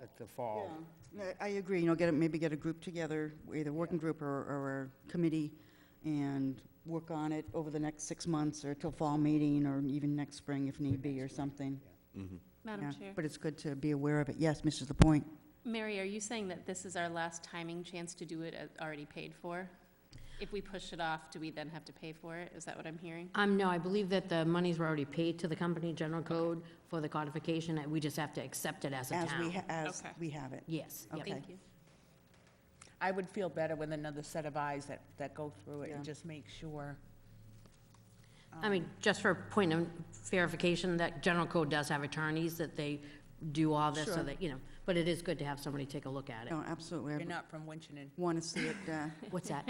They're not from Winchton. No, but they're not looking to recreate anything with our own different. eyes, yeah. Okay, but, it's something it's good to know about and good Yeah, to I work think towards. Templeton's had it for a few years now. I think they were one of the first in the area. Okay, thank you. Mhm. Does the same apply to 26? Article 26, or is that? Same thing. Yes, my apologies, yeah. So it's the same thing, but specifically for zoning. Yep, So one's for your general bylaws, the other's for zoning. Correct. So like I said, I mean, based off the flavor I just got, I feel like everybody would rather just maybe gonna put that aside for now? I feel like we should, yeah. Okay. Until we're just sure that we haven't lost something. I just don't want something to sneak through or something to be missed. yeah, is my concern. absolutely. So, okay. And then Article 27, zoning bylaw amendment. So this is the signage bylaw that we had talked about. I believe I emailed the board about maybe a month or so ago as well, that the planning board is going to be reviewing that. Chair Corbusier actually came by, but I think may have gotten word that the finance committee wasn't going to be here this evening, so they may come by another time to kind of explain any changes. But they do want to put forth an effort to get that through. It wasn't far off based off of where it was. I think there was just a few items, but they want to get feedback now, not on town meeting floor, which is the way the process is supposed to work. So they're putting forth an effort there. We can review that as part of the final, though. Do you know if they're planning on having a public hearing or anything? So they have posted a public hearing through the planning board. Hey, Andy. They have, okay. Yep. And, but there's going to be the final review of the draft. We're going to do a more extensive review of what, an overview, brief overview of what they did from where it was to last time, and then a more in-depth overview of the changes they made between the most recent time and now, if that makes sense. It does. And when is that going to be? On the 24th? That is your next scheduled meeting, yes. Okay, so that'll be on 4/24, and then they'll take it, hearing or whatever, and then town meeting. Okay. And then 28 may seem familiar, but it's a little different. So authorize the stormwater asset management project. So about this time last year, you had authorized for water and wastewater asset management. This is the same thing, but specifically for our stormwater infrastructure. So it would require a small amount of buy-in. We do have the language. I'm just going to scroll down to it real quick. I don't have Mine's any blank. language. It says language to follow. Oh, my apologies. I have it in my inbox then. But we'll put the language in. It's the same as it was in the year prior. And our recommendation for the match amount would be through ARPA, but we can review that when we do the final. Okay. So that said, once again, as it has historically been, that is a first pass review of a draft, in draft form, a non-complete document, which has been Okay. typical in my experience here. And we're gonna be doing the final review, together as a group upcoming. So I appreciate the feedback. We'll remove the 2 items in question regarding general code, Sure. for 25 and 26. And then we'll go ahead and take the pre-established numbers and just input them in here and polish off the formatting a little bit. That would be, that would be great, but just on the 2 general code articles, put them on the tickler, maybe not the next meeting, maybe when we come back in September, or in June even, get it on an agenda, so we can look into if you want to do a committee or how we want, I just don't want it to fall I feel like I'd off. like to, I put something out there for a committee to look at. Yeah, I'd just feel better. Not that I'm not trusting, but oh, I'm no, I not. agree, yeah. So Now, just- I'll verify with Ms. Daigle if there's any ramifications, but I don't believe there is. Okay. Yeah, maybe our first meeting after town Mhm. meeting or something. Okay. Thank you very much. Mhm. All right, anything further on 6.1? Moving on to 7, new business, 7.1, accept donation for the Recreation Department. Thank you, Madam Chair. Just a moment. Yes.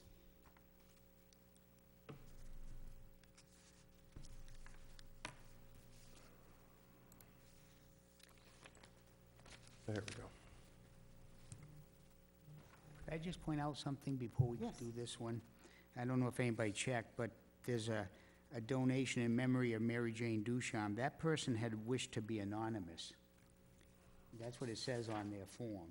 Oops. So I would at least respect we don't mention the donor's name for that $25. Yep, Very good. good catch. Thank you. Thank you. Be aware of anything that you bring up here, because I don't know if it'll be on here. It would be the next one, so we can just not view it, but Not this is view the the next one. $500 donation, and the second one was the 25 in Yep. memory of. 500 from ARA Construction, and $25 in memory of Mary Jane Ducharme Healy. Mary Jane Ducharme Healy. Thank you for that, Mrs. Selectman Ward. Huge thank you out there. Any questions or comments or motions? Madam Chair? Mr. Ward? I move to accept, thankfully, the $500 donation from ARA Construction and the $25 donation in memory of Mary Jane Ducharme Healy. Second. Any further discussion? All in favor say aye, Okay. Aye.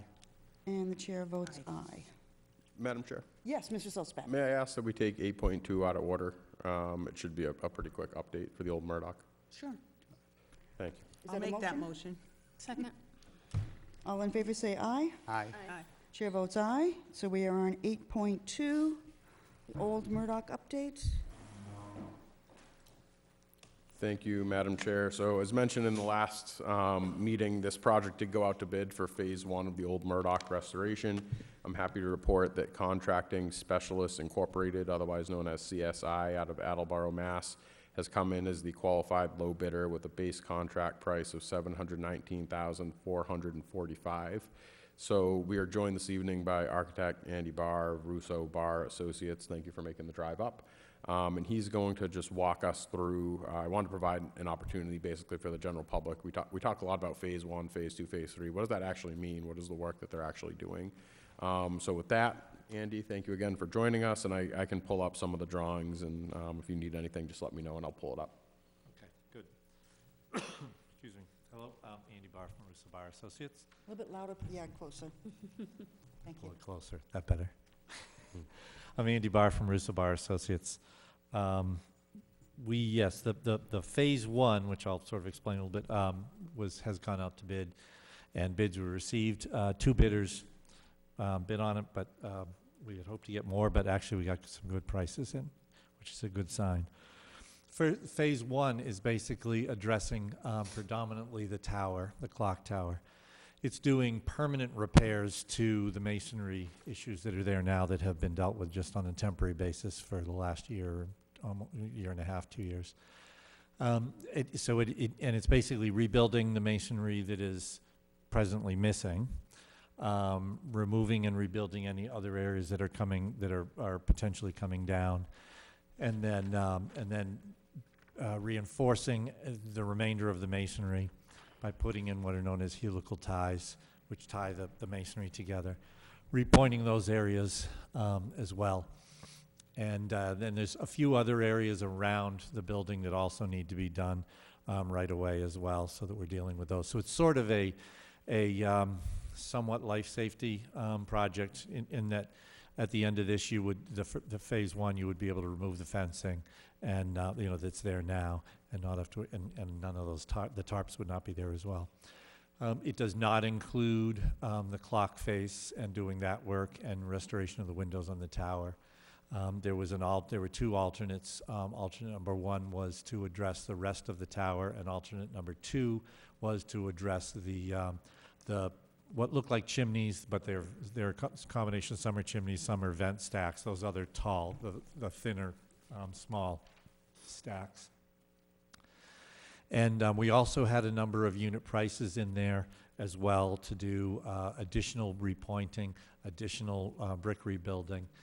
That type of thing. So I think that, talking it over, the prudent thing to do would be to award the base bid, and which is the first number there, and then then potentially as we start to because the reason why we have unit prices in there is because we lock in prices from the contractors on a square foot basis to do additional rebuilding if there's more once they actually get at it. So that gives you a little bit of a buffer. I know that there's not a large buffer there, but to do some more of that work. If they got up there and let's say we included a unit price which was based upon what we could see, or a unit price quantity about what we could see plus a little bit more. If they get up there and they found that some of that can be done in they don't need to rebuild as much as we thought and things like that, then we potentially could get some money back. It's unlikely, but it is possible. And if that's the case, then that allows us to do some of these other things, like maybe we can get the clock face done as part of phase one. The slates around the tower will be removed in order to safely and appropriately build scaffolding around this thing. The slates will not go back as part of this project, but there will be essentially a temporary waterproofing that will be put on there. And the reason being is because there's going to have to be more slate work done as part of the next phase.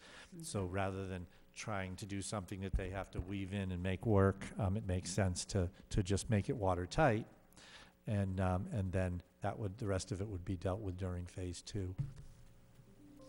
All right. And phase two basically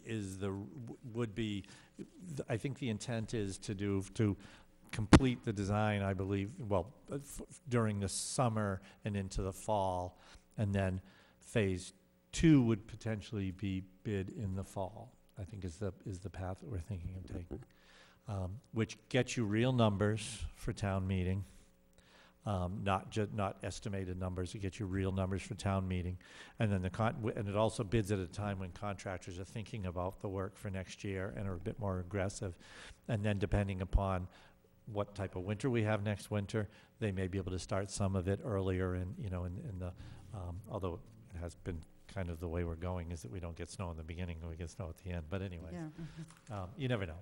But that would be the plan, and phase two is to address the majority of the rest of the masonry around the building, which is repointing, and a little bit more repair of some areas, and the slate roof is also in phase two. Okay, so that would get the bulk of that. Phase two is probably the largest phase. Phase three would be the completion of the rest of the building, which would be restoration of the windows, doors, and that type of work. Okay. I'm just curious, and I know, thinking ahead to phase two, Mm-hmm. as beautiful as the slate roof is, when we get to phase 2, has there been discussions about actually replacing it with a slate roof or replacing it with something that looks like a slate roof but will give us 20, 30 years and cost a lot less? Definitely. Yeah, we'll give you cost option, options on that during the design. So as we get into the summer and we're talking about this, I can come before you again and talk about some of that if you want. Sure, okay. And we also can, and which frequently what we'll do is we'll bid a project with maybe a base bid for slate and a deduct alternate for shingles. Okay, So that you get to look at the numbers at least and Right, see yes. the difference. And maybe if we're lucky that a number comes in good for slate, you never know. Yeah. Never does obviously slate come in less, but sometimes Right. people look at it and they say, well, it might be worth it. okay, And there are asphalt shingles which are from the ground, give a much closer look for particularly of a building of this size. And you, by the way, and you probably can get close to, I think they're offering 50-year warranties on those. Because it's a much heavier shingle than is on a house. right, So it's not a 20 to 30 year. So Right. it's something to consider. thank you. Mrs. Anderson, you gonna say something? I don't remember. Okay, sorry, I cut you off. I had an idea and it's gone. I'm just glad to see this thing finally getting towards completion, at least with the Inching. tower. Yeah. Yeah, So just to add Mr. Sosbach, yes. to what Mr. Barr described, so we've discussed a lot as a group about ways to value engineer, a whole host of projects in town, but this is one of them. In terms of, doing our best to use the taxpayer's dollar in the most effective way possible. And I think a lot of the work that we put in towards that, a lot of work that we've done with Jen Dos Santos, with Socotec and with Andy's team, also now with Socotec, I think really illustrates that if you put that work in up front, you get bids in that are within budget or slightly under budget, and that's just reflective of the work that team put in, so thank you. yes. Madam Chair, Mrs. Anderson? I remember now. I was gonna ask, when you said window restoration, would it be window and door restoration, or would we be needing new windows and doors? That's another thing that will be discussed, Okay. particularly Yeah, with phase 3. historic people, because the building is on the National Register. Mm-hmm. And so we have to meet certain guidelines as Secretary of Interior. And that will also come into play with the slate as well. Mm. But there's leeway in that. Windows of this, they're big windows. They're really big Yeah, they're windows. You don't huge. realize how big they are because of the size of the building, but they're big windows. Yeah. Replacement of them, if this was a school job, not a historic, or an old school being turned into, to being used for some other use or something like that, might go with aluminum windows. But they're really frowned upon from the standpoint of historic. Mm. So we've got to look at what the options are, and also what the use of, how the use of the building is proposed, and in particular things like central air and things like that. Okay, because you can restore old wood windows, and you can add weather stripping and things like that to them, which will make them a lot more energy efficient, but nowhere near what a new window would be. But if they don't have to be opened because there's ventilation and heating and cooling, then you can make them even tighter. So that's just something to look at, And then the other thing we look at is historically over time what has been. As far as things like storm windows, interior and exterior storms, and different things like that, and what has historically been used over time, because it isn't always bringing the building back to the way it was when it was built. There's different things over time, and you sort of, you look at the whole picture of that. But my initial feelings, as what we've looked at is restoring the windows is probably, or at least a portion of the windows is probably going to be a part of it. There may be some areas that replacing them might just be the only thing that makes sense. Okay, depends upon, you know, the areas of the building, things like that. So, Any other questions from the board? No? Oh, thank you very much.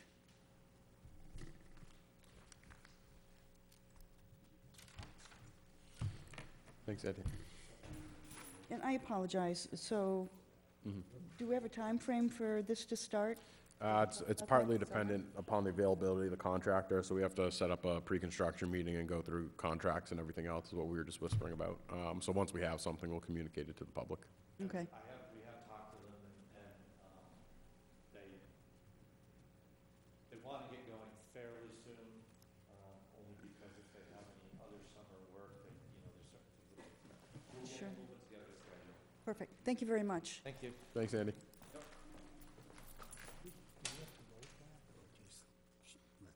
Yeah, it's just an update. Okay. All right, so going back up to the agenda, we did 7.1, so moving to 7.2. Policies and procedures. These are something that are on here at my request.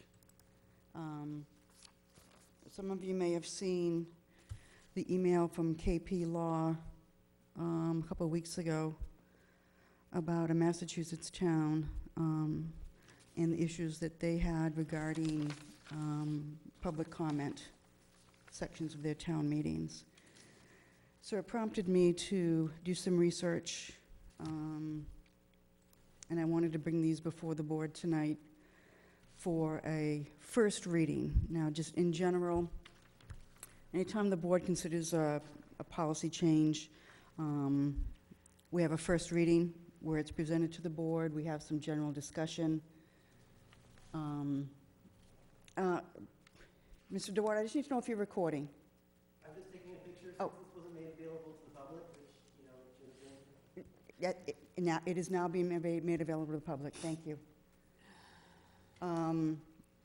There's a first hearing, then we bring it back at a future meeting for a second hearing, more discussion, et cetera.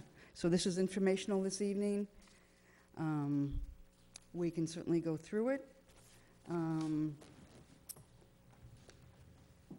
you have a copy? Sorry, you're up. You have to read along with. Do we have any hard copies of this, Mary? I do. Okay, thank you.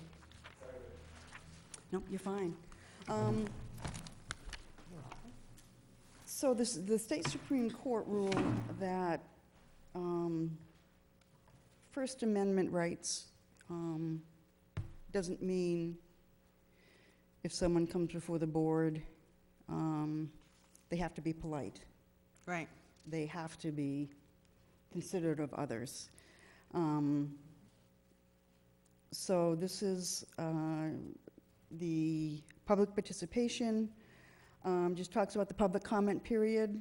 It is something that I, as chair, have included on the agendas. Leave it right there if you would for a second. Comments must pertain to a matter within our jurisdiction. There are certain comments that are not permitted, threats, etc. Begin there, number 3, we kind of do that already. Give their name. Can and I their stop you address. right there? Absolutely. All right. I have a problem with that. Okay, which one? I have a problem with all of it, but Okay, let's start here. yeah. Now that, I know it's always been past practice, that's what we do. But we're also on YouTube now.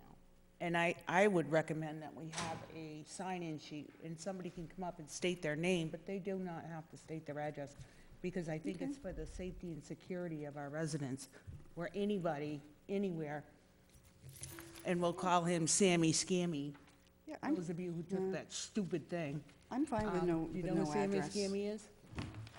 No. I don't want to. Okay, I'll tell you later. all right. Anyway, Yeah, okay, it's just dangerous. yep, We should have So a you- sign-in sheet and let them yep, sign sign-in it sheet would be perfect. and not state it publicly. You know, that's why we're going on, this is for our first Yeah. reading to. But that was my first thing Yep. is, Okay, you know what, that's probably a bad idea now. okay, Too much information over the interwebs. I know what you mean. Number 4, individuals and/or entities who are permitted to speak during the public comment period shall do so only through the chair. I have a problem with that one too. Can I stop you again? Go ahead. Just because it used to be through the chair or at the, request of a board member. Like, for instance, and I know we went over Okay. this in depth in like 2015. Yeah. Somebody raised their hand, and Right. you didn't happen to see them, or you didn't call on them, and I'm using you That's fine, yeah. in a general Yep, sense. the chair. Then Mr. Ward could say, you know, Chair, I'd like you to recognize so-and-so. Okay, so we could add, or through the request of a board member, or something like that. Yeah, the way it was worded, no, of course I, Now that you say that, yeah, it is in there somewhere. It isn't is. it? Yeah, yeah, and, Okay. and I prefer that because, you know, Okay. being chair, you don't see everything. Yep. You're not be-all, end-all. And, Right. it's always, you know, get a nudge. But the request would still be through the chair. Well, you say to the chair. I would Ma- just you say, know. Madam Chair, somebody has their hand up. But I the, would draw that recognition if she didn't see him. but the problem is, What's the problem? I'm gonna tell you. Okay. Hold on. The problem could be that perhaps it's somebody the chair does not want to recognize, but you want to recognize because you know that person has a point to make. And, yeah, I think it says somewhere in here. we Now, went down this whole road. I'll research that. Like, if a majority of the board wants a person to speak, they can speak, Yeah. something like that? We changed it Okay. to that to say, you know what, if it came down to that where the board didn't want it, or the chair didn't want it, sorry. Understood, yeah. Okay, But this doesn't give all power to the chair, okay, and that can be a dangerous situation. yeah. And, I'll edit that and bring it back for the next reading. But Sure. we did have it in here, because we fought over that. Yeah, for a now long that you time. say it. Yeah, really. Okay. I know you were not the chair. Yeah, over all the years I've been attending meetings, and depending on, because it is at the discretion of the chair typically, but I'm fine with putting that in there, absolutely. So number 5, entities who are permitted to speak during the public comment period must select a single spokesperson through which to do so. This is if there's someone here speaking on behalf of a group. Yeah, see, I have a problem with that too, even though I like it for,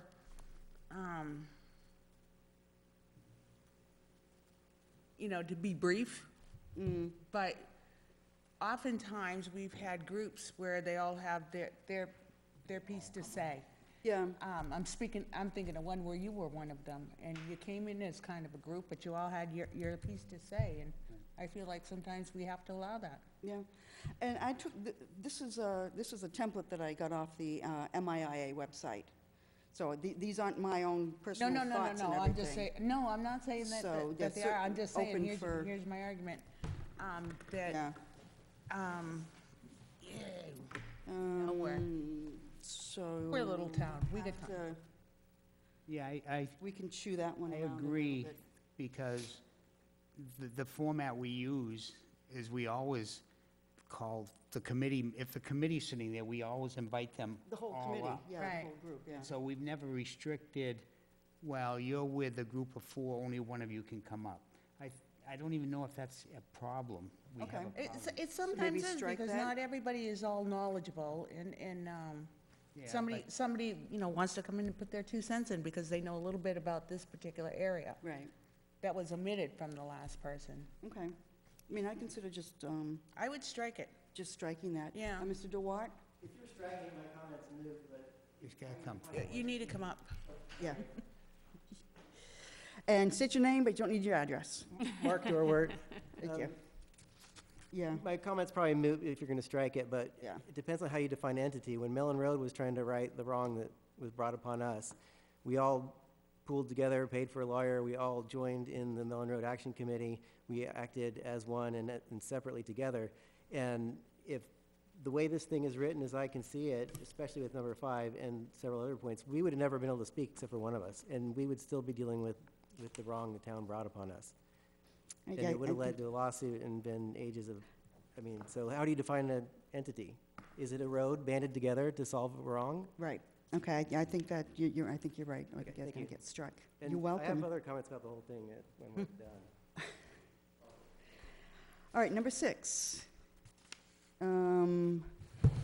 Again, this was the boilerplate.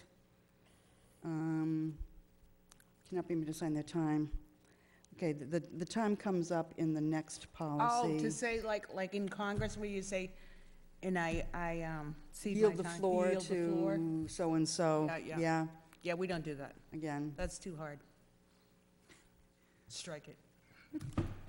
what's the sense? Well, what I'll do. We don't do that. Is I'll do a track change. So I'll strike through. I won't actually, delete it Yeah. from the second draft, but I'll strike it through, indicating that that's going to be, okay. I know exactly what that's talking about. Yeah, we don't play that game. That's too hard. Okay. 7, it just talks about reasonable accommodation. Well, yeah, because if we go back on this one, and that they must contact the chair at least 48 hours prior, and what I was thinking of is, and it's on a different page, but I'm going to try to put these together. Sure. Giving members of the public only 2 minutes to speak when some are able to articulate themselves better than others, and when some, that's not fair. Okay. And some of them might have a much more intricate problem, and just say, oh, time's up. And, No, I understand. Yeah, And that so- was a number that I wasn't too, yeah, we can talk about that when we get to the other but policy. then if somebody has a disability and they have to contact the chair, I'm just thinking, that, my first thing was thinking that there might be a speech problem, but there could also be a hearing problem where we are not set up for the hearing impaired at our meetings.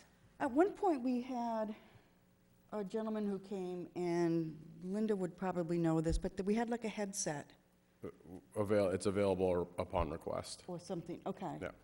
Okay. For the hard of hearing, yeah. Yeah, by And- law, it's a reasonable accommodation. Yeah, exactly. And with the upgrade of the equipment, we'll have, closed caption won't help you hear it physically in the meeting, but anyone at home will be able to Right. follow along with the closed captioning When that anyway. finally comes in, but, I think the sense of this one is just to acknowledge that some people right. may need that accommodation. Strike the 48 hours. Probably an ADA issue. It might be. I'm not sure,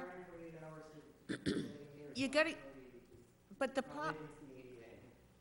problem is, and looking at that, and it's a tough call because we have our meetings on Monday. And so you're looking at 48 hours, or are you looking, you guys have Friday off, you're not here until, Thursday, and what if you're notified on Saturday and that person needs some kind of an accommodation that we would have to send out for? So You know that's what- the issue, you know what I'm issue, saying? is if an individual that required accommodation came and walked in the door right now, if every meeting, we had every accommodation you could envision under the sun available, the cost would sink any town. Well, that's what I'm And trying so to that's why say, you're yeah. requiring, and that is, that's the It's- recommended language, is to But the provide pr- reasonable. My problem with 48 notice. hours is if you're talking to Joe Public, he thinks he has to notify Audrey by Saturday, when in fact, Right. you guys aren't here, The only thing I would say that, which would be more. and speaking for myself as chair, I'm not need going to more be chair than- for forever, obviously. I would be fine if it's a 48-hour notice, so we meet Mondays at 6:30, so by Saturday at 6:30, contact the chair. If it is an accommodation that we can meet within that 48-hour period, then we will. Madam Chair, I don't know if you can so guarantee. this is standard language we have at the bottom of every agenda, and I would just Right. recommend using the same language. Yeah, Might save you the gymnastics. okay, reasonable accommodation. I think contacting the town manager's office rather than the chair is a better plan, because that way they have to contact you by Okay. Thursday. What I'm trying to do is think of the time that you need to Okay, so, accommodate. so if we take that and just end that, reasonable accommodation to speak because of his/her disability, plug in the bottom Last of line, our. yeah. Okay, so then, so the rest of it will be struck out, and then, the meeting room is handicapped accessible, et cetera, contact should, what was it again? The meeting room is handicapped accessible, well, we can, if they need that, notify the Board of Select with advance notice. The Board of Selectmen can arrange for reasonable accommodations for persons with other disabilities and request assistance, contact town manager. Okay. All right, so I'll strike the most of that, and I'll put that phrase in.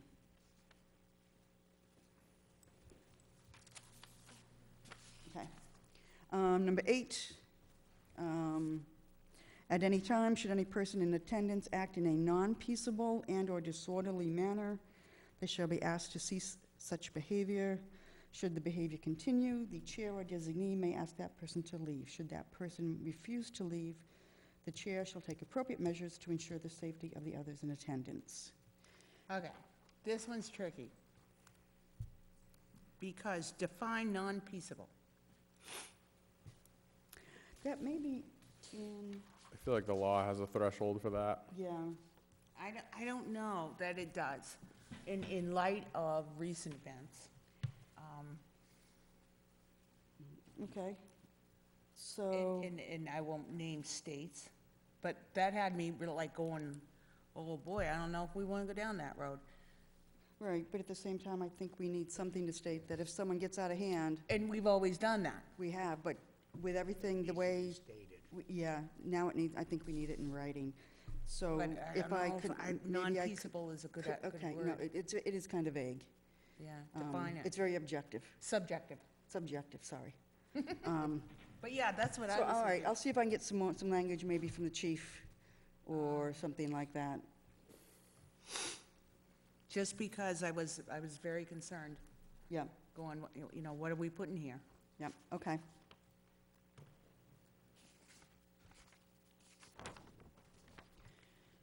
Okay, anything else on first look at public participation? Those are the first things that came to my mind. I went, Okay. I'm gonna nitpick every one of them to put Yeah, them down, absolutely, 'cause- it's policy.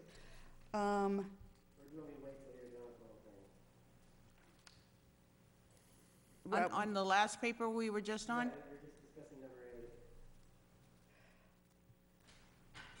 Come Okay. forward, please. No, that's fine. Regarding number 8, it seems like you're ignoring the cost of direct democracy. You're going to have people that are going to say things that you don't like and you aren't comfortable with. That's a cost to direct democracy. And if you try to eliminate all the costs and subsequent side issues of a direct democracy, what do you wind up with? Not a democracy. And so if you're standing here saying that you don't want to allow any of the consequences of direct democracy to arise, then you don't want democracy. You want authoritarian dictatorship. Okay, no, you're going down the wrong path. I need to correct you. And if this is not clear in the verbiage, then we can certainly make it clear. My intent with this paragraph was to talk about actions. Shall any person in attendance act Right. in a non-peaceable or safety. disorderly manner, and perhaps compromise the physical safety of others in the meeting. We're not addressing comments at this, right You're not here. addressing speech at all. No. My bad. Oh, no problem. No, and that's why I asked Yeah. her to actually define non-peaceable. It's really Yeah. blurry. Action. It is. It seems like you're trying to solve a problem that doesn't exist, or that you are trying to hide your own Please, action. Mark. It has Please, existed Mark. here. You know, that's, I'm not trying to hide it, Seen it. honestly. Okay, Well, so anything if those further are your on, residents that voted for you's feelings, then I'm. and you're right, and you've written a I'm- document okay. that's trying to squelch free speech. And you're No, saying that you're not no. trying to. No, okay. When we get to the public comment section, Okay, the I'll wait for recommend, that part then. the recommendation is to, if someone speaks in a, well, all right, we'll get to it. Thank you, Mark. Thank you.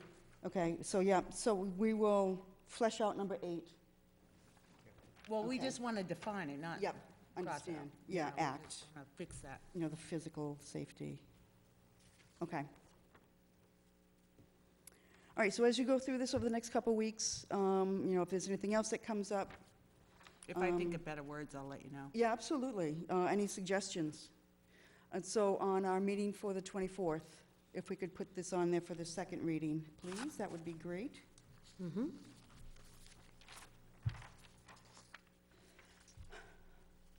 And I'm going to ask the board, you know, typically documents that are presented at a meeting are not released until the minutes are approved and released. Speaking for myself, I am fine with these 3 policies being made available to the But public. didn't they used to be uploaded with the agenda? No. Yeah, they were. Mm, Because No. I asked, I went through Not that that with I, Linda. not that I recall. Yeah, they need to say draft. So I'm okay with, you know, Right. draft, so we can get some public feedback as well. I think we should do that as a general rule, to On be these. honest. We For policy did for a changes? while. No, anything, so that any people can packet follow. materials, so people can Okay. follow along at home. Because one of Right. my criticisms, and this goes way back, before I was a board member, sitting here and not knowing what the board was actually looking at, you're lost in those seats. Yeah. And you're I kind mean, of, it's definitely a big benefit having the yeah, give them screen the on, but opportunity before to that, say, yeah. then they follow along. And actually, they can, it might eliminate some of the misconceptions. Maybe, yeah. Well, we You can know, talk if about they're, that at a if they're meeting. looking at it and hearing it, they'll see what we're discussing. Okay. Then the next policy for your consideration is the public comment procedure policy. Again, this is a template from Maya. And I hate it. Um, I'm going to throw that out there. Okay, go ahead. Let's start with one. Sounds good. Public comment, depending, and I'm going to hate myself for even saying this, but I don't think we can limit that to 15 minutes, depending if there's some big, huge issue and a lot of people are here. And I'm thinking, actually, you were there, that one where we did have police officers here escorting. I did not feel safe, Mr. Ward. I was texting my husband, I don't feel safe at this meeting, and he came and got me. It was a long time ago, but it was rowdy. But those people, I think the more they were shut down, and Danielle could correct me, the more they were shut down, the angrier they got. Yeah. And people don't tend to lash out unless they don't feel heard, or they're not, or they feel like they're being attacked. Okay.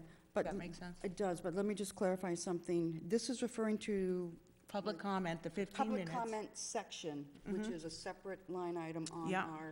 our agenda. And usually we don't have anybody here, so I don't know why I'm arguing Okay, it. so if you look at number 9, all marks pertaining to an item on that meeting's agenda should be held until the agenda item is on the table for the board.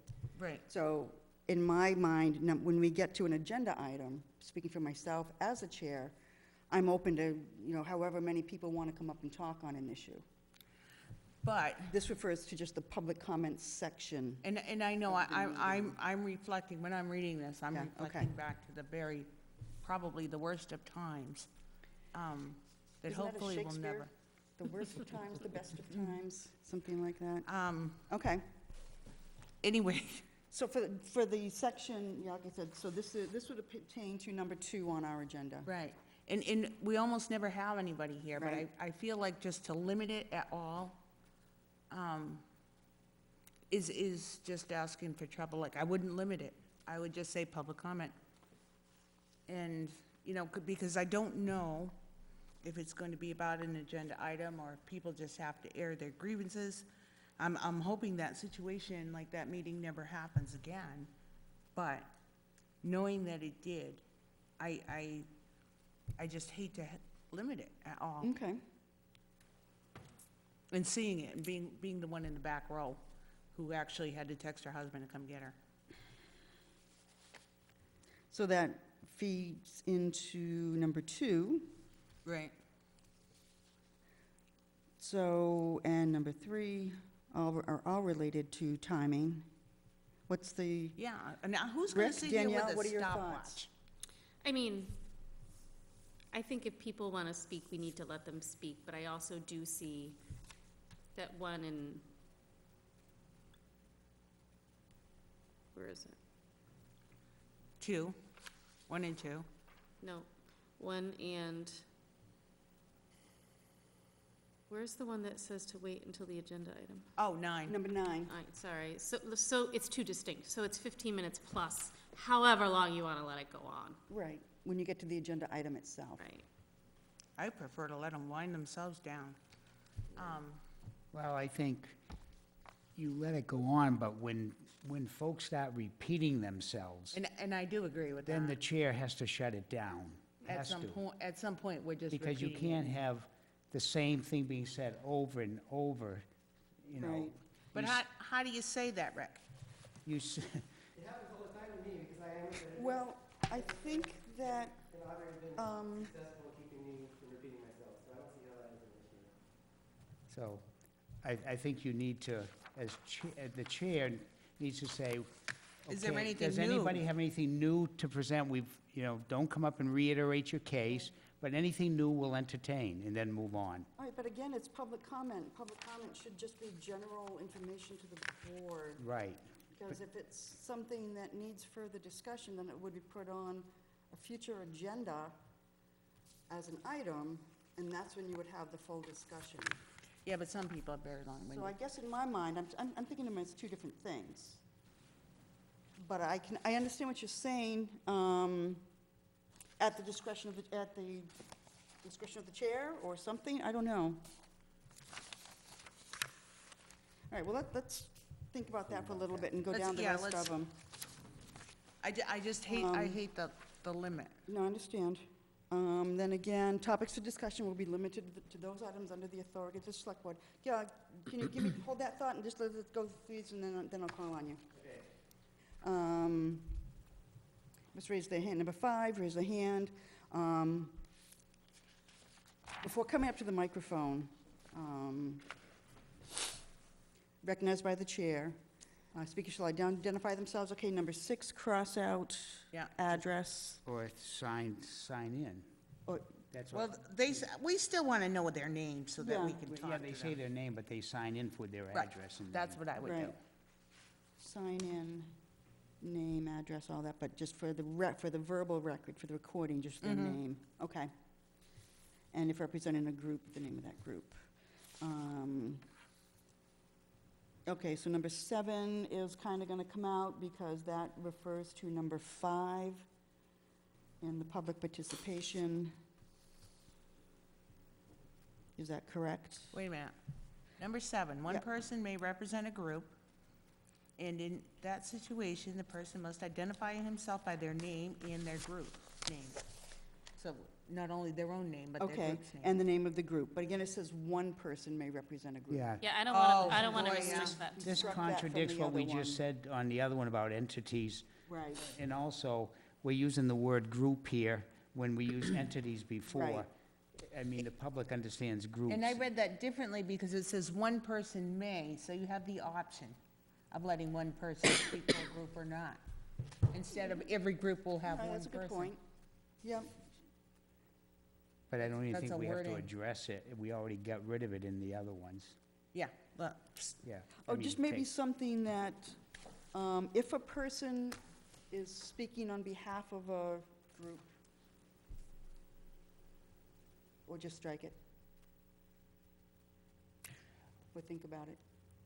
let's think about it, because I like if a person, usually if they are speaking on behalf of the group, they would say their name. Yeah, I'm Barbara Anderson, and I'm yeah, speaking on behalf of dinosaurs or whatever. yeah. you know.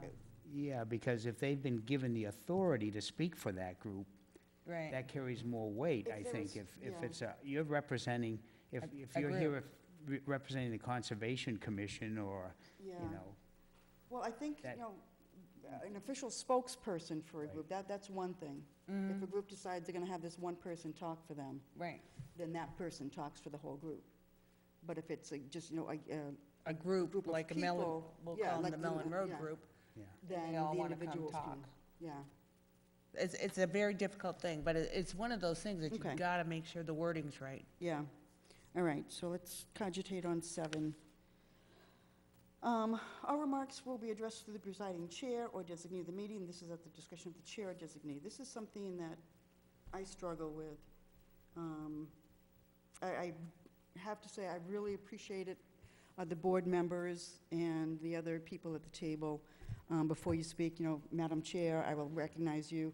I think that helps keep people from talking over one another. And I think that extending the same courtesy to those up at the table speaking to us, or who would like to speak, would be good. But I think it's, again, it's a wording thing, and it just drives me crazy that it says through the chair. No, you ask, say, Madam Chair, I need to address that comment, and then you would allow it, but I'm not talking through you, I'm using my own voice.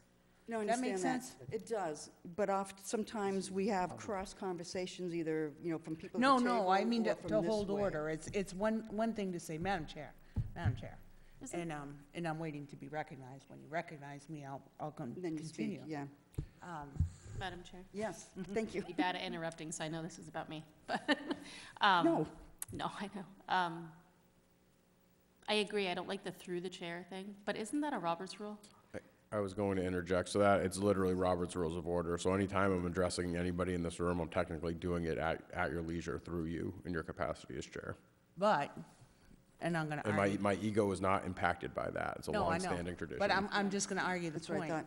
thought. Because I'm good at this. Anyway, in the Massachusetts Board of Selectmen's handbook that we were given, it says Robert's Rules is good, but you don't strictly adhere to it. We don't, because, this is not England, 16th century England. This is 20, Yeah, I think What it's the heck is it? recommended that we Are we follow or 21st something like century? that. We're going backwards, though. Yeah, 21st. no, it's good. We use it as a guide, but you don't stick to it. True, but then how else would you control when you may have people up here who want to talk, and you have, one or more people who have been recognized and come forward, and we're having a conversation? How do you control that conversation? You go, Madam Chair, and you I just think- say, I'm waiting for my turn to be recognized. Okay. It's more of a, It's the through the chair that bothers. All It irks- remarks- It's such a weird thing. all remarks will be made after being recognized by the chair, as opposed to through, I think Okay. is kind of, That's, I think, recognized by the right. chair. Like, your job is really to maintain order, but, Right. it's All participants will wait to address the body until recognized by the chair, right. or something like, okay. The chair. Okay. Must be recognized by the chair before speaking. Okay, again, I'll do some verbiage on that and do a track change. And then number 9, our remarks pertain to an item on that meeting's agenda should be held until that agenda item is on the table before the board. Mr. DeWatt?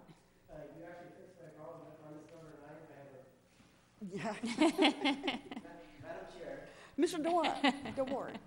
Thanks for hearing me.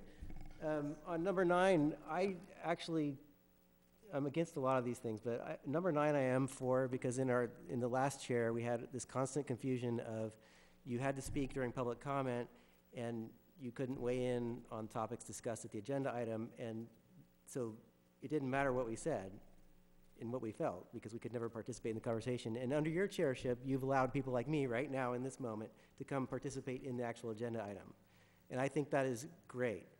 And I think you're selling yourself short trying to create all these rules that you don't know how you're going to handle people when they come in these situations and how you're going to keep the order, because can you name an example of when that hasn't, when you haven't been able to maintain order? It's a question of being prepared for the unexpected. But has it happened? Yes. Really? Okay. Can I speak to number 4 too, Madam Chair? I can guarantee. One second, just let me go back, and then that is something that, thank you. I try to let people input on the agenda items. And as I stated earlier, we're reorganizing in May. I may not be chair again, or there may be a new chair. By putting some of these policies and procedures in place, it takes some of that. Wiggle room, so that the next chair can't say, no, you can't talk. Right. Yeah, that's why Right. I like number 9. Yeah, okay. I think that's really awesome. Thank you. Did you have something Yeah, else? I don't think number 4 is lawful, and it's stifling free speech. Like, topics for discussion will be limited to those under the authority of the select board. Okay. Well, as you well know, like with the Mellon Road issue, we had a pothole that many residents came in separately and complained about, and then that's when we were told to take a hike, that our road's never going to get fixed. Well, that pothole is a day-to-day item. It's not under your authority.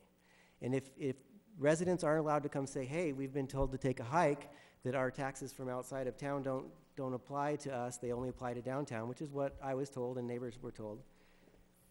Okay. We have no redress to come tell you guys, hey, we're being shut out. I understand. And if it's only under your authority, then a pothole is not under your authority. That's day to day. And then therefore we have no recourse of action to rectify the situation if management is I not understand what taking you're care of the saying, people. but I think you just hit the nail on the head. The pothole may not be, but management is.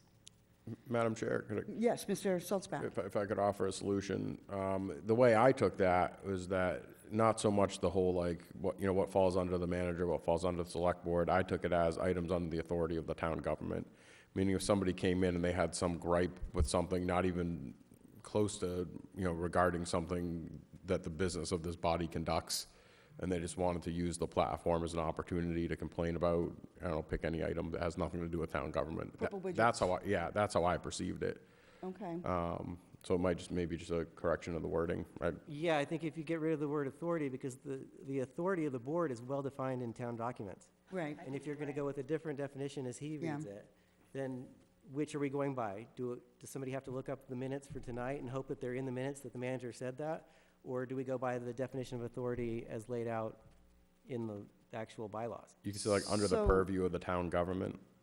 I mean, even if, so here's an easy one. If somebody came in griping about the school, like something would fall under the purview of the schools, we couldn't do anything about that, even if we wanted to. You can make a statement, I guess, but it's kind of a faux Can- pas. Yeah. Can know we what I just say mean? pertinent to the select board? Or And get rid of pertinent to authority- town authority? government, and I think I'd like that term better. That it's Yeah. gonna be pertinent to town government in Yeah, I'm fine whatever with town shape or Yeah, government. there you form.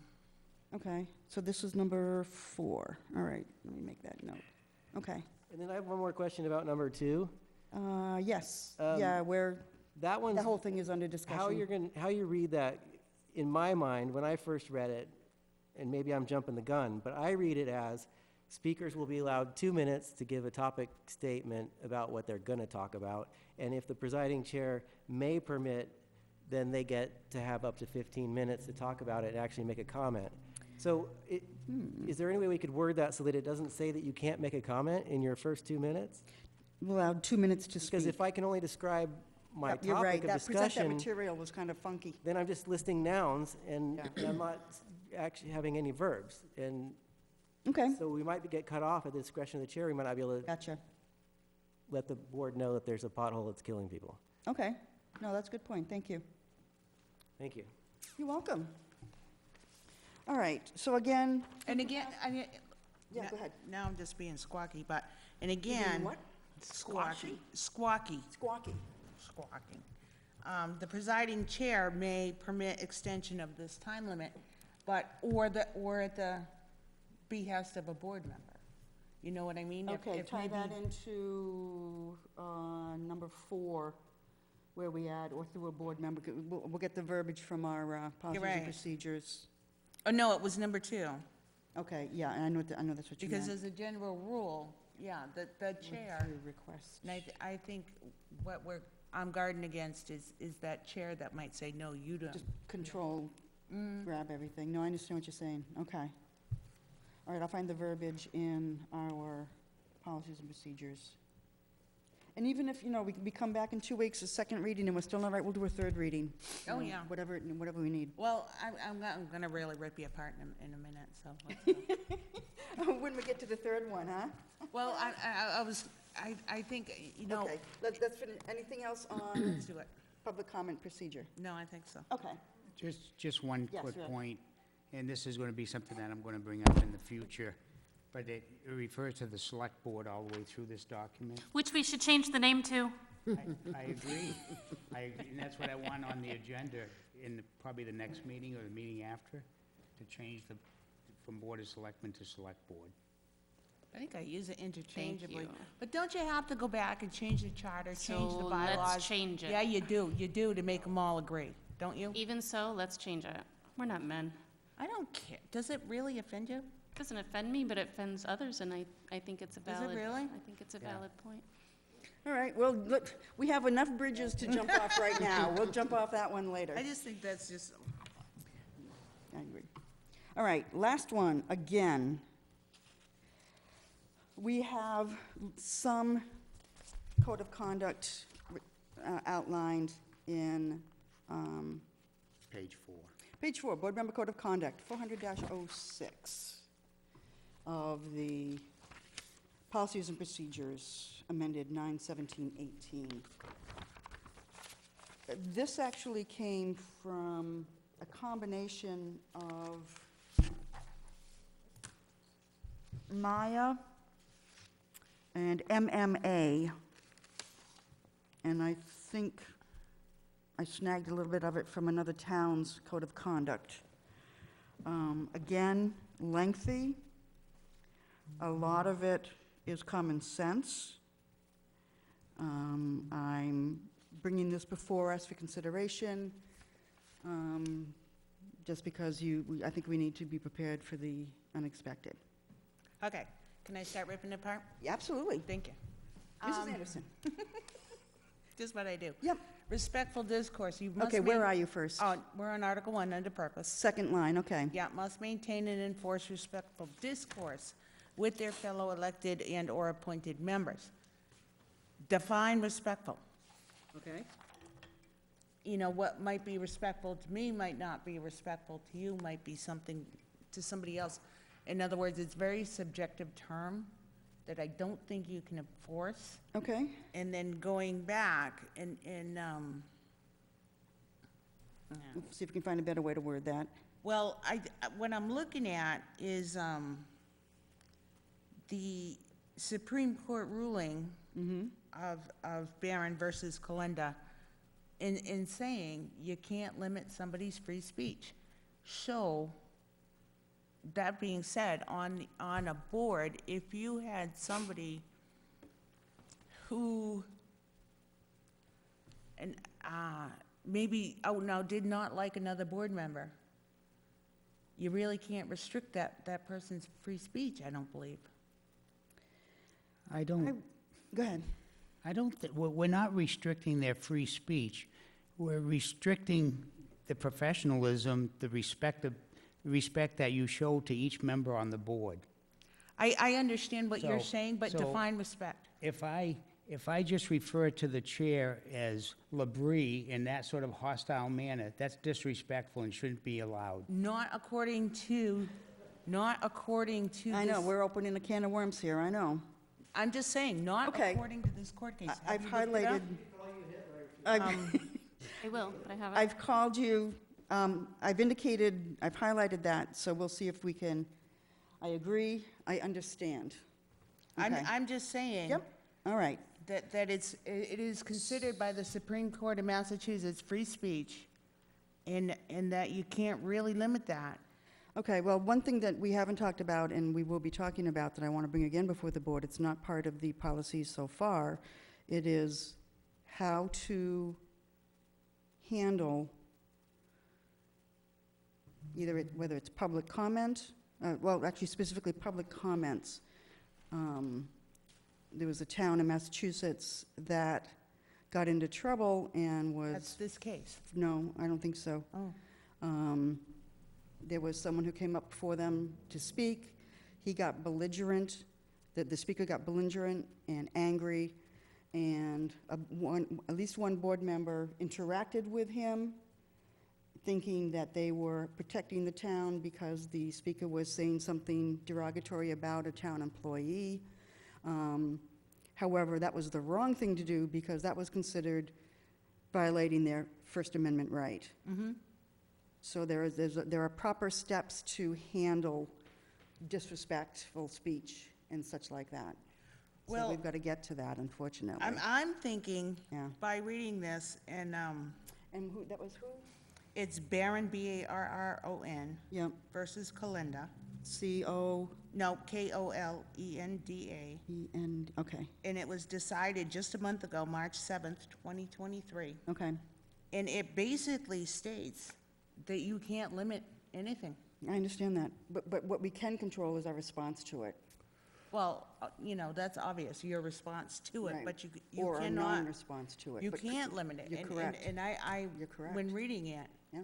I'm also internalizing that, saying, you know what? If there was a board member, and we have had them, that was disrespectful to another board member, you really, that law, I think, would hold up. Okay, so I've got that highlighted and starred. Anything else on Article 1? I The rest don't of it's think we kind can of- provide a centralized standard of conduct for all elected and appointed officials. They're up to themselves to police themselves, aren't they? Okay. I have no control over school committee. All right, so we Am I can say wrong? for the Board of Select, so we can call this the Select Board or Board of Selectmen Code of Conduct. I'm fine with that. Okay. No, it's a good point. Okay. Number 2, applicability. Apply to all elected and appointed officials acting on behalf of the town and covers all of their actions and communications, whether spoken or written, including but not limited to all electronic communications. And again, free speech. I don't think you can control that. Can I offer some perspective here? I don't Mr. really have Solspak. a dog in this one, but U.S. Congress has self-governing rules for decorum. And I think what's being confused here is this isn't the board dictating specifically how like members of the general public can react or interact with us. That's what you're describing.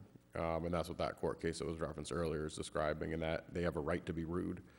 What this is a self-governing document, as I'm perceiving it, that board members would voluntarily, a standard that board members would voluntarily hold themselves to in the same way that the United States Congress does.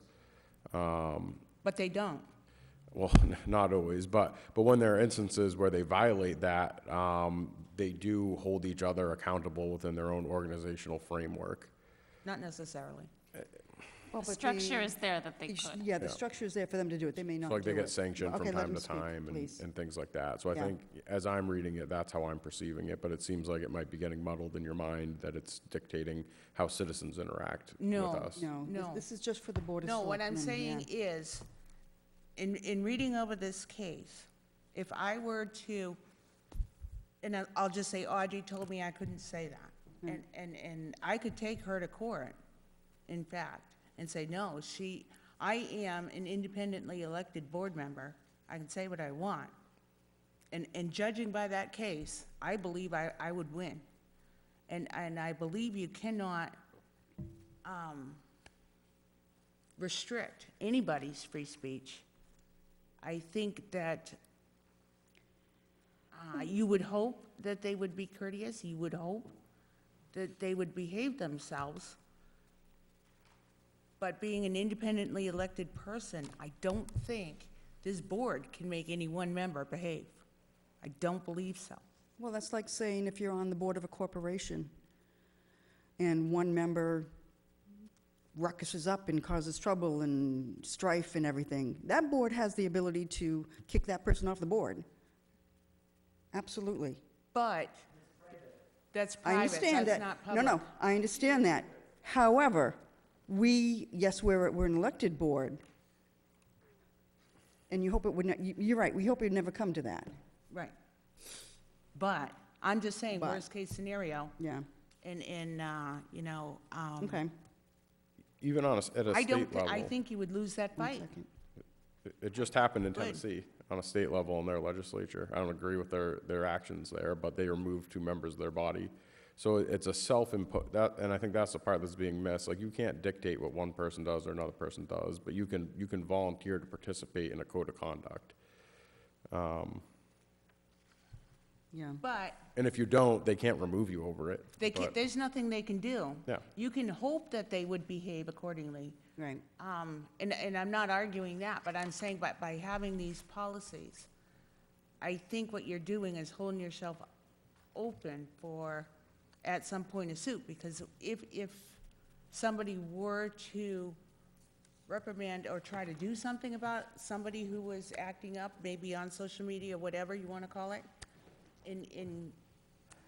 I don't think you can do it. I don't think so.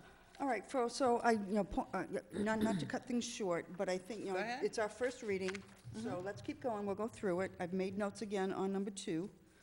Number 3, all town elected and appointed officials are expected to act, okay, again, I'll take out all town elected and appointed officials, selectmen, members of the select board are expected to act honestly, conscientiously, reasonably, and in good faith at all times, having regard to their responsibilities, the interest of the town, and the welfare of its residents. The town elected, the Board of Selectmen elected and appointed officials must refrain from communicating or acting in a disrespectful, abusive, and/or threatening manner towards members of the community, other elected or appointed officials, the town manager or town staff. Moreover, all elected and appointed officials must all select board must fully comply with the town's anti-harassment and anti-discrimination policy. Again, I know what you mean, refrain Yeah, I from know, communicating. and I hate myself for even arguing against it, quite frankly, but I think I have to. Okay, I think Yeah. there's an argument to be made for, hey, you expressed your interest by doing nomination papers and running and being elected, therefore you were agreeing No. to be held to this code of conduct. And this is why I'm saying no. Chair, can I, yes.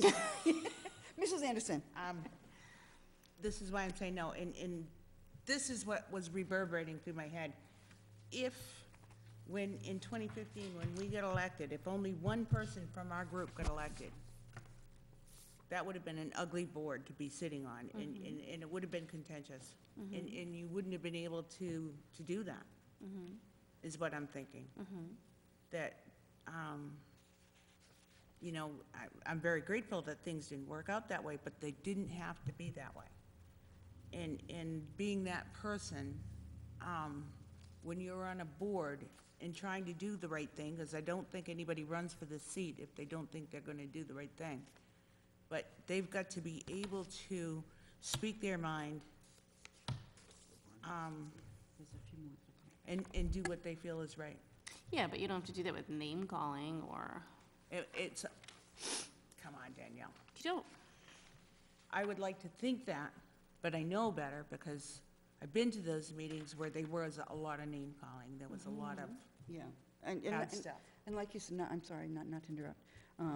We can't speak for the other boards and the other committees. No. Or whatever. All we can do is the best we can do, And you would hope anybody so, getting in this seat knows that. It's common sense, you would think. right, But it's also subjective, yeah. and I think somebody would say, nope, you're violating my First Amendment rights. Yes, Mr. DeWatt. I always want to put the R before the, I know, I apologize. It's because said it we're right from before. Massachusetts.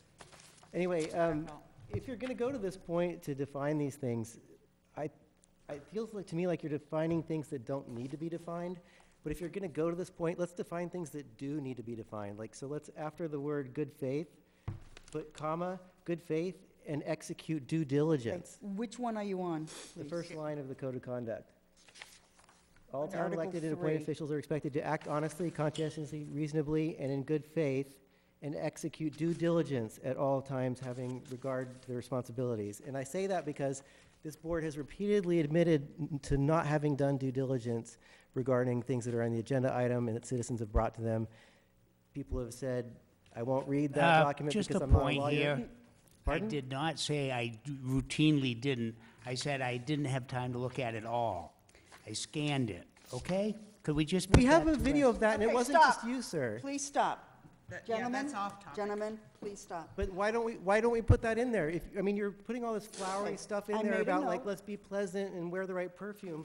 Why not, let's actually put in there, let's do our job? I made a Because note. multiple of you, not just If you you, will, sir, go, look, and you may find have some. disregarded due diligence in Mr. the Delat, past. I don't want to have to gavel you, please. Please. If we look at section 3.01, which is coming up next, there may be something in there that Okay, I apologize. addresses. I don't know. Thank you.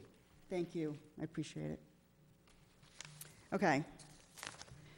Be well-informed concerning the local and state duties of, again, this would have to be reworded to indicate just the select board. Can I just, Yes. one more time? Sure. Have we even looked at the anti-harassment or anti-discrimination policy of this town? Anybody shown it to me? It was probably back when we first came on, we had to do something with the town I clerk. feel like I took the ethics test every Okay. couple of years. I'm just saying, That's a good question. I don't know. you know, Would that be through Wendy's office? If it's part of the personnel policy, I mean, Okay. it could be an onboarding document, but I don't think there's a formal process there. I don't think not for Renewing the or Board of anything? Selectmen, I don't No. believe so. I'm Okay. just kind of going through my head. Yeah. I don't think it's a bad idea, I'm just saying, Yeah, where are the actual documents you and know, everything, yeah. always at school, every year you have to sign it. I Right. don't believe I signed it here. Okay. No, so, again, 3.01, you are, your own opinion, accept your position as a means of unselfish public service, recognize the chief function at all times, is to serve in the best interests of all people, Wait a minute, professional? demonstrate respect for the public, safeguard confidential information, conduct yourself so as to maintain public confidence in our local government. Explain that. Explain that to me.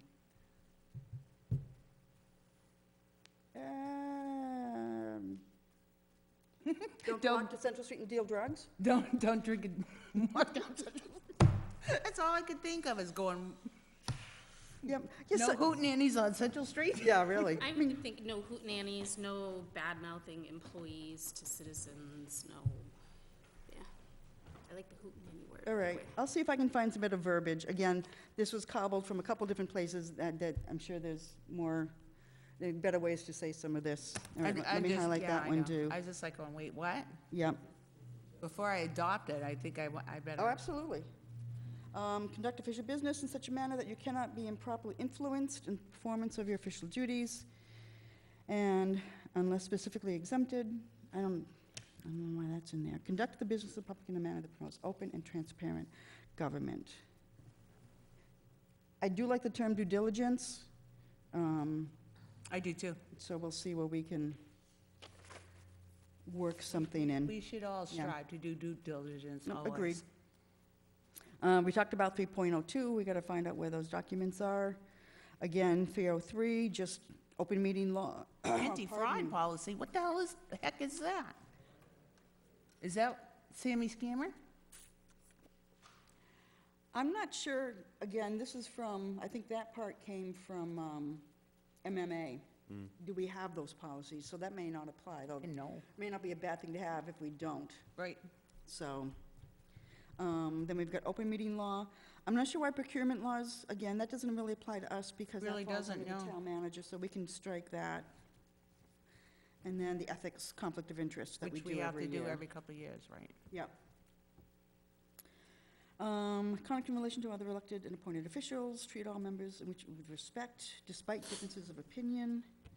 Keeping in mind that professional respect does not preclude honest differences of opinion, but requires respect within those differences.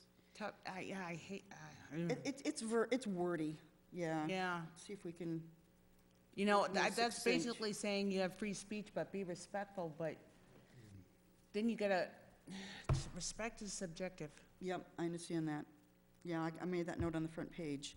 Participate, interact with dignity and decorum, recognize your responsibility to attend all meetings to assure a quorum, notify the chair. You guys are really good about that, letting What the heck are either. you? I'm on C, 3.04C. Thank you. Yeah, you guys are good about, letting town manager or myself know, that's great. Action at Action at official legal meetings is binding, and you alone cannot bind the board. No. Some of this is boilerplate. Refrain from making statements or promises as to how you will vote on quasi judicial matters until you've had an opportunity to hear the pros and cons of the issue during a A public is, meeting. A's gotta be A is taken missing out. some words or needs some words It taken needs to be out. taken Okay, where out, are because you? it's in E. D. Oh, yeah, Take the whole of A out. 3.04D. it ended with a, Yeah, A comes Oh. out because you have E, which Sorry about has- that. It's okay. Duplicated. Damn auto format. F, uphold the intent of executive session and privileged communication. G, make decisions only after all facts and a question have been presented and discussed. 3.05, conduct in relation to the town administrator manager, recognize and support the administrative chain of command.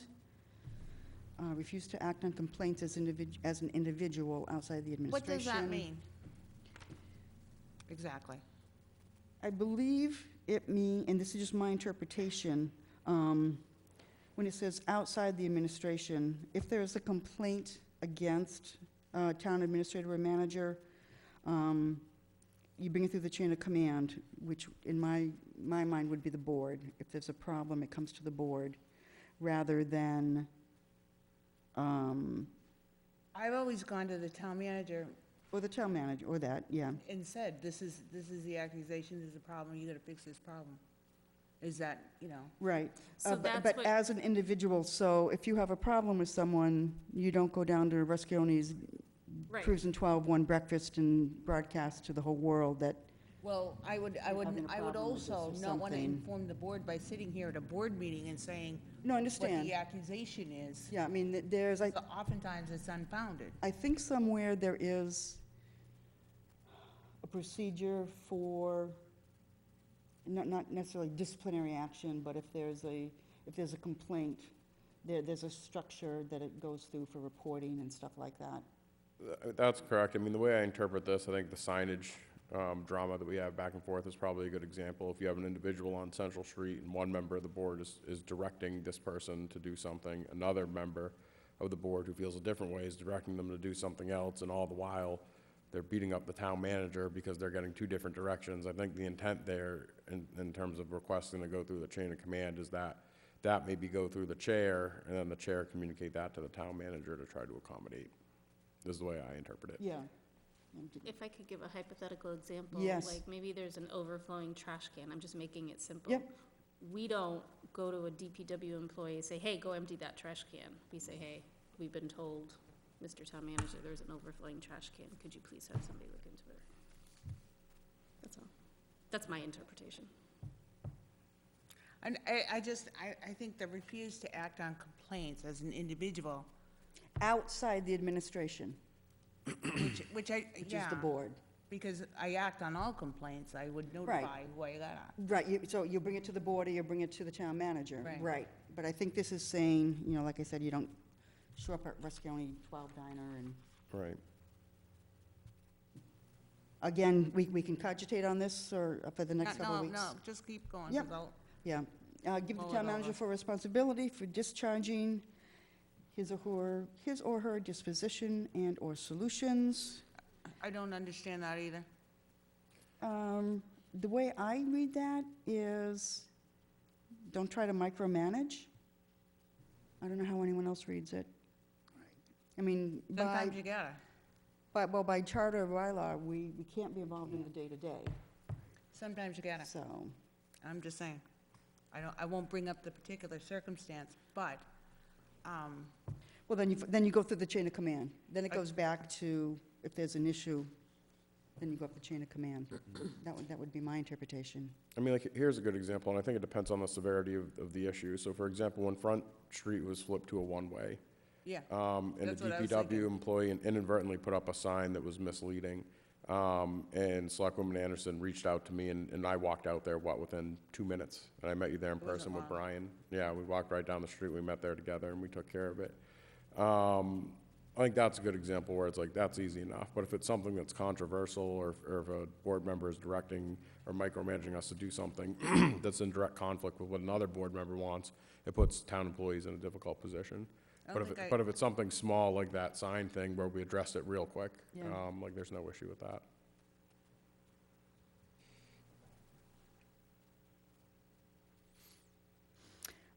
Okay.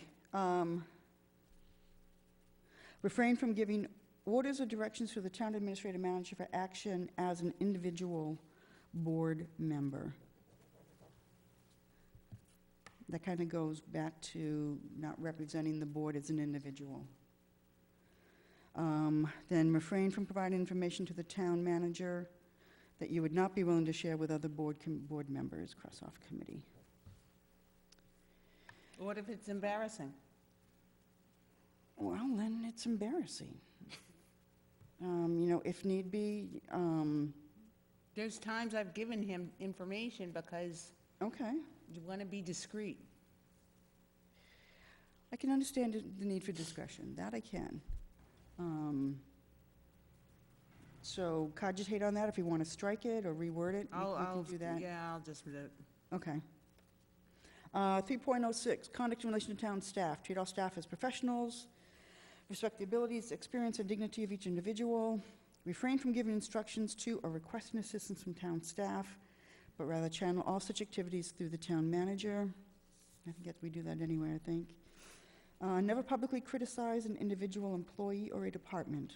Concerns about staff performance should only be made to the town manager through private communication.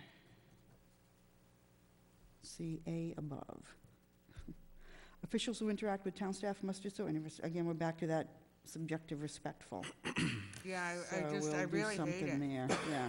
It's got to be better than this. This is just like Yeah, that's fine. we can- suffocating. We can massage that. Okay, distribution and education. Town clerk shall provide a copy of this policy, the town's anti-harassment and anti-discrimination, and the anti-fraud to all elected and appointed officials upon its issuance and upon the subsequent appointment or reappointment of any individual. That probably happens, but I don't think it's written anywhere. Each individual shall sign a statement that they have read the policy and will comply with all requirements set forth in the policy. In the event that any member declines to sign the form, extra T there, I wouldn't sign it. that fact shall be noted by town clerk on the form. I am Yeah, I that just guy. realized it. Thank you. Say again? I'm the guy. I wouldn't sign it.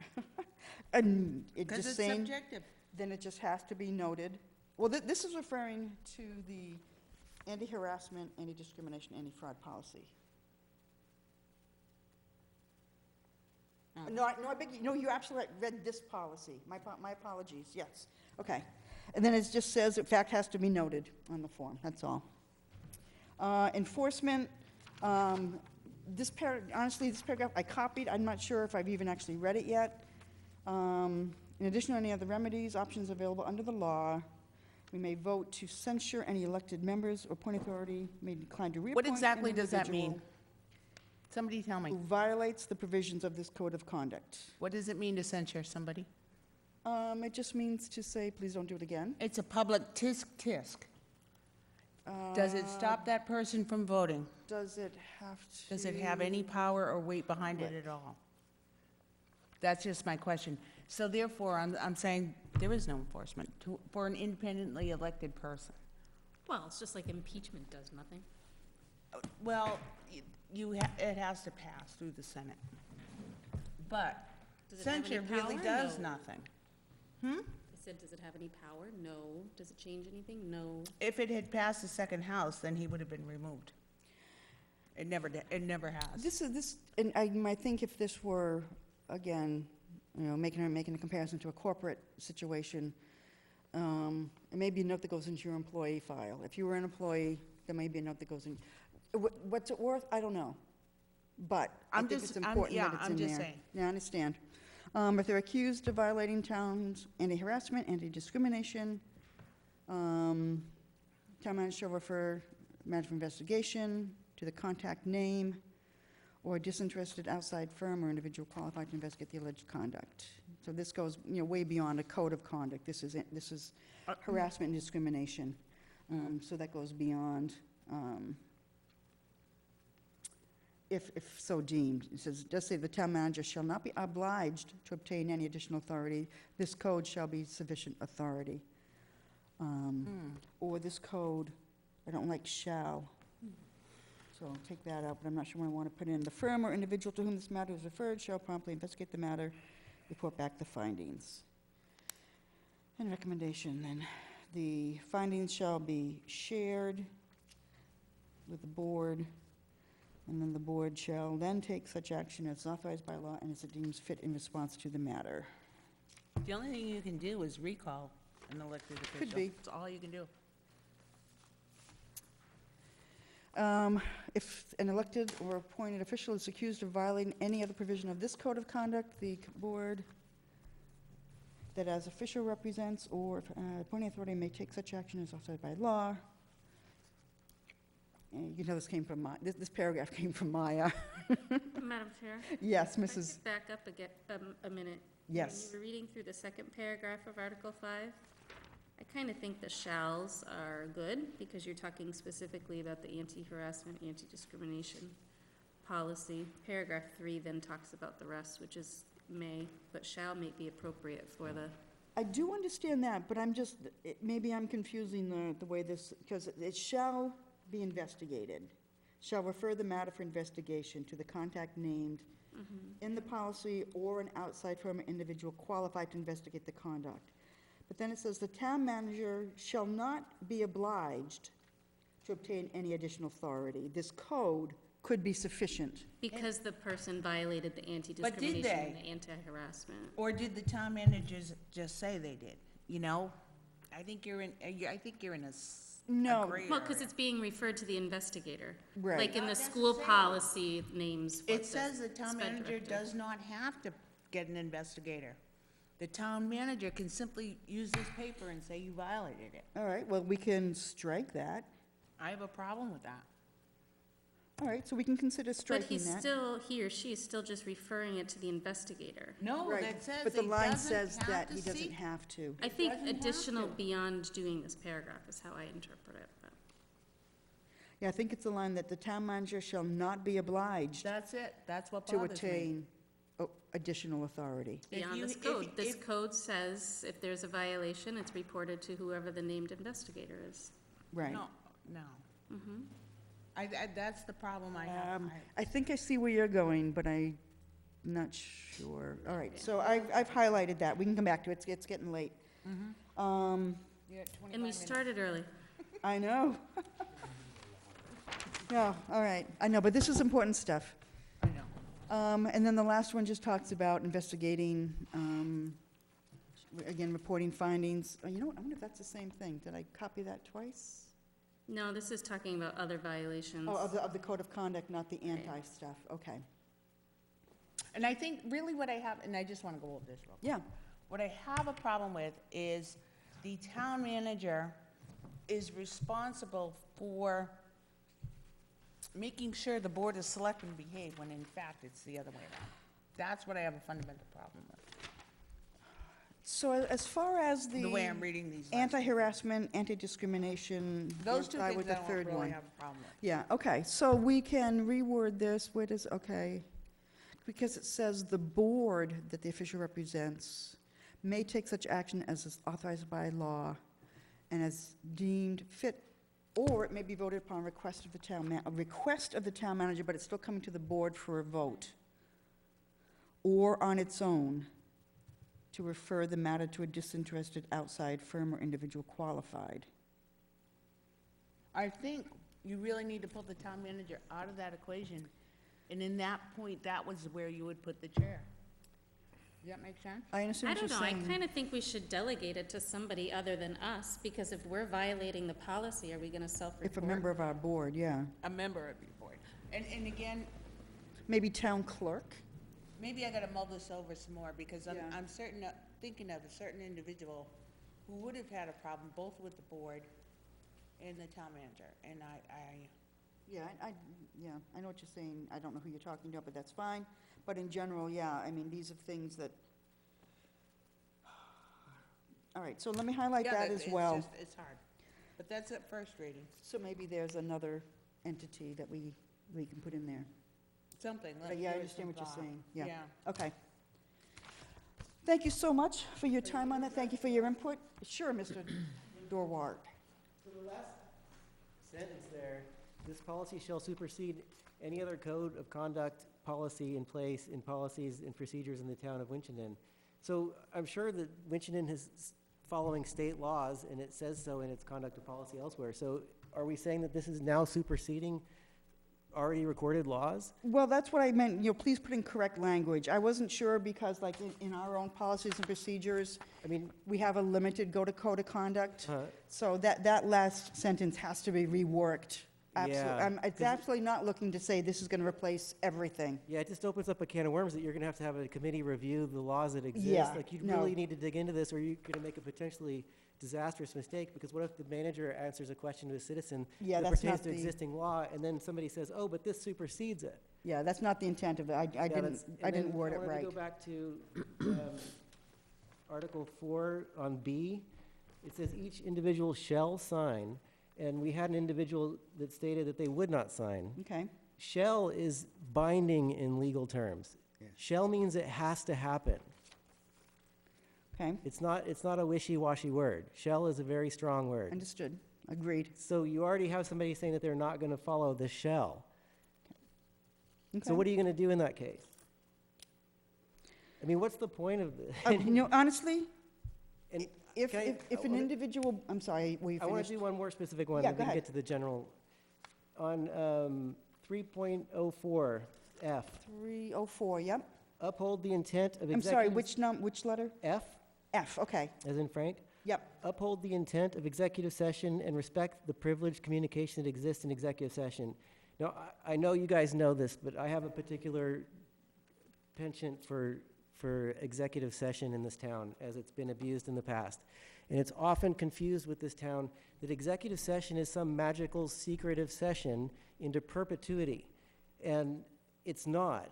It's only supposed to be secret as long as the reasons that it lawfully could be held secretly were pertinent. Agreed. So if you have a management contract negotiation, and that contract is accepted or not accepted, then at that point, there is no reason for secrecy of anything that's said within that meeting. Agreed. So there is no respect for privileged communication for that session any longer.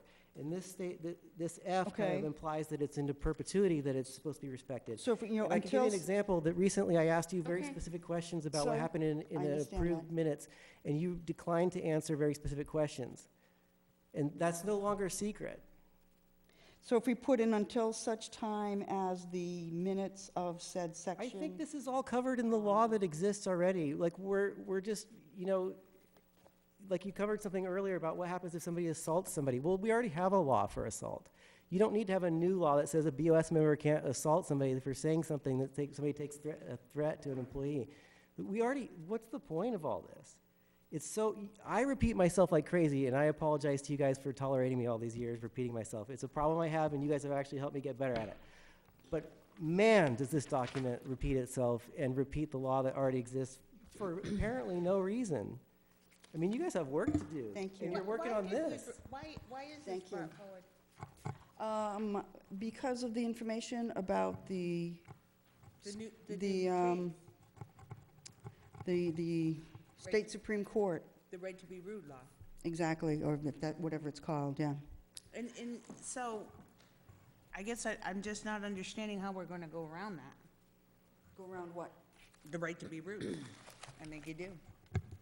Okay. I think it's okay to put a policy in place that shows we would like to hold ourselves to a higher degree of integrity. I think that's a mission statement. then damn it, the Board of Selectmen needs a mission statement. Here we go. All right, but for tonight, let's get to the rest of the agenda. Okay. Thank you for your time on that. I'm ready to wrap up. Yeah, really. We talked about, the general code is done. We've already done 8. Town manager's report, Mr. Salzback. Thank you, Madam Chair. Just a couple financial updates. The fiscal '24 budget has been finalized. And on the accounting side of things, we're turning our sights to Schedule A and year-end procedures to wrap up fiscal year 2023. No personnel updates at this time. For project updates, the garage at Beach Street has been demolished, and our DPW has been working to remove the foundation, and all expenses for that will be charged back to the redevelopment authority. Okay, good. We are waiting responses from contractors that have looked at the town hall cupola, and work will begin once we secure a qualified contractor within budget. Weekly progress meetings for the Winchendon Community Park Amphitheater are set to commence, with work slated to be completed in May. Work is set to continue on Central Street, with substantial completion to occur in advance of the June 10th grand opening at the amphitheater. Site remediation continues at the 4 Summer Drive property, as we had discussed previously. And the Hillview property has officially been sold by the Winchendon Redevelopment Authority, and a commercial subdivision for the property has already been permitted as of a few months ago, and so individual site plans for those lots will have to go through the permitting process over the coming months. Nice. On the miscellaneous side of things, I just wanted to thank our DPW, this was a month ago or more, for clearing out the second floor of the old police and fire station. And we're just continuing to make incremental improvements for that space that will help minimize future restoration costs. So thank you to them for doing that. 2 other things that were kind of late-breaking news. So one is that we officially received notice that Winchendon was approved for the amount of $9,560,000 through the DWSRF for the water main transmission line. So, Yes. as you may recall, that was something that we were left off of the draft list that was released sometime just after the holidays, and our team went toe-to-toe with the state and fought really hard with help from our State House delegation and members in Congress. The gentleman sitting behind me as well, Mr. Croto, thank you. It is not typical, and there really isn't an instance that anyone can point to where if you didn't land on the draft list that you made it on the final list. That's not a regular occurrence, so good work to the team. There's going to be a little over 19% forgiveness on that as well, so that's going to be about just under a $2 million award to the town of Winchendon for replacing that pipe. So once again, we're out there working hard. We stuck with it, so good work for this board as well, and we'll keep moving through that process. Additionally, on a less exciting note, Mr. Croto was notified today that the Front Street Bridge has a hole in it. Yeah, it looks like a Saw pretty that good sized hole, too. Yep, so Brian, I don't know if there's anything you want to add to that, but there's a steel plate on it for now. We're going to have an engineer come in and kind of take a look at it. It is a bridge that we own, and there is going to be an expense associated with that. We just don't know what it is yet. As of, Where exactly is that? it's in the middle of the bridge in between Front Street and High Street. You know where they make power on the dam? Oh, over by where it used to be a tanning salon or something? Yes, over that correct. way? Yeah. Yep. So tomorrow morning, you're gonna see some measures go into place. It's gonna be, there's gonna be 2 stop signs placed, so because it's in the lane that's going towards High Street, it's gonna be directional traffic, so we have to stop traffic because we can't allow them to drive over it. So you'll have some stop ahead sign go up, you'll have a stop sign and some barrels before that area, and it'll be the same way on High Street. That came straight from the state. They sent us the design that they want to see. Originally, they wanted to close the bridge, and I said, can't we just do one way? The one benefit, if Lake Street wasn't one way, then we would have had to close the bridge, but because Lake Street is one way, we don't have to close the bridge, which is huge. I really didn't want to close the bridge. Didn't we fix that bridge a few years ago? We fixed the end abutments, so the end closer to town has new beams. This is out in the middle. This is an older bridge that's starting to deteriorate. I'm hoping that I can have engineers out later this week or early next week. They can get in a boat underneath it and take a look to see how bad the damage is, and we may be able to repair it, but for now, these are the steps we need to take place till we can look into it further and figure out what's going on with it. Okay. Madam Chair, Mr. Ward? could I ask a question, keep the DPW director up here? Could you just, for the folks who might still be watching at home, let us know what type of work is still left on Central Street so they have a picture of what's coming? So next week, you're gonna see them come in. The temporary sidewalks that were put in on the Clark side, the asphalt sidewalks are gonna be removed. They're gonna grade it. The week after, the asphalt company is gonna come, or no, sorry, the cement company is gonna come in, and they're gonna start pouring sidewalks. Once all the sidewalks are in, they'll come back. They're gonna mill on, Grove Street, and they're gonna mill on Summer Street and a couple of the other side roads, and then they'll come in and they'll do one more top coat of pavement. After the top coat of pavement's done, then they'll come in and do the line striping and crosswalks and all that stuff. So it's not really a huge lift. It's gonna be a small inconvenience for a little bit, but it's almost done. Okay, and I got just two quick. So with the candidates forum coming up, to me, that's a big thing, because we want to get more people out for the election. Is it possible to, for a few days before the April 19th, to get that on the electronic board coming into town?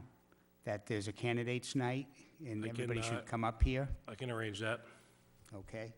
And my other thing is probably doing with with the board in town. Have we reached any point of having a joint meeting with the Board of Health to fill that position that Keith Kent left? We have to appoint somebody. And at the last meeting, they said they had it was said we had a candidate. Madam Chair, I think it's up to the Board of Health. I know at their last meeting, they did declare they were gonna bring forth a gentleman, I think Brandon was his name. But we recommended maybe at the 24th meeting, they could come in, similar to what we were gonna do tonight, as a joint meeting, and the two boards would elect somebody until that person's position was to expire. Does the town moderator have to be in on that one too, or is it No, just the it's two just to boards? the two boards. If the Board of Health recommends to the Board of Selectmen, they jointly have to agree upon that selection. Okay, thank you. And Anything then, further? oh, sorry, Madam Chair, I was also just going to note, in terms of the Finance Committee getting up to speed, if they'd like to attend the already scheduled Monday, April 24th, the Board of Selectmen meeting, there's a vote to finalize the warrant and the articles that were submitted in draft form. They may certainly attend then, but there won't be one scheduled between now and then, so. I have a 9 o'clock shut-off. We're almost done. Anything further on the town manager's We're talking report? about the 24th at this point. Oh, no, really. All right, thank you very much. All right, minutes. First up, we have the executive session minutes of January 9th, 2023. These are before us for approval and release. 2 of us weren't there. So we can't both abstain, correct? I think we can vote to approve in form, but not content. I'll make a motion to approve the minute. I probably shouldn't because I wasn't there. But All right, I'll make the motion to approve and release second. the minutes of January 1st, executive session minutes, January 9th, 2023. Made and seconded. Any further discussion? Seeing and hearing none, all in favor say aye. Aye. Chair votes aye. So I will, I as to form. I will as to form as well. Thank you. And then we have minutes of our regular meeting on March 27th, 2023.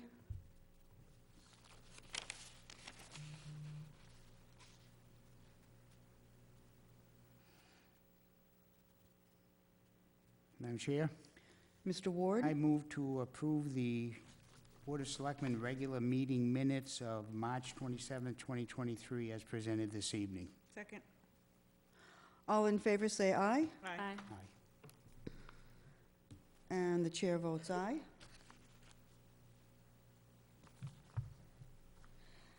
And then we have before you 3 sets of executive minutes that we had previously done.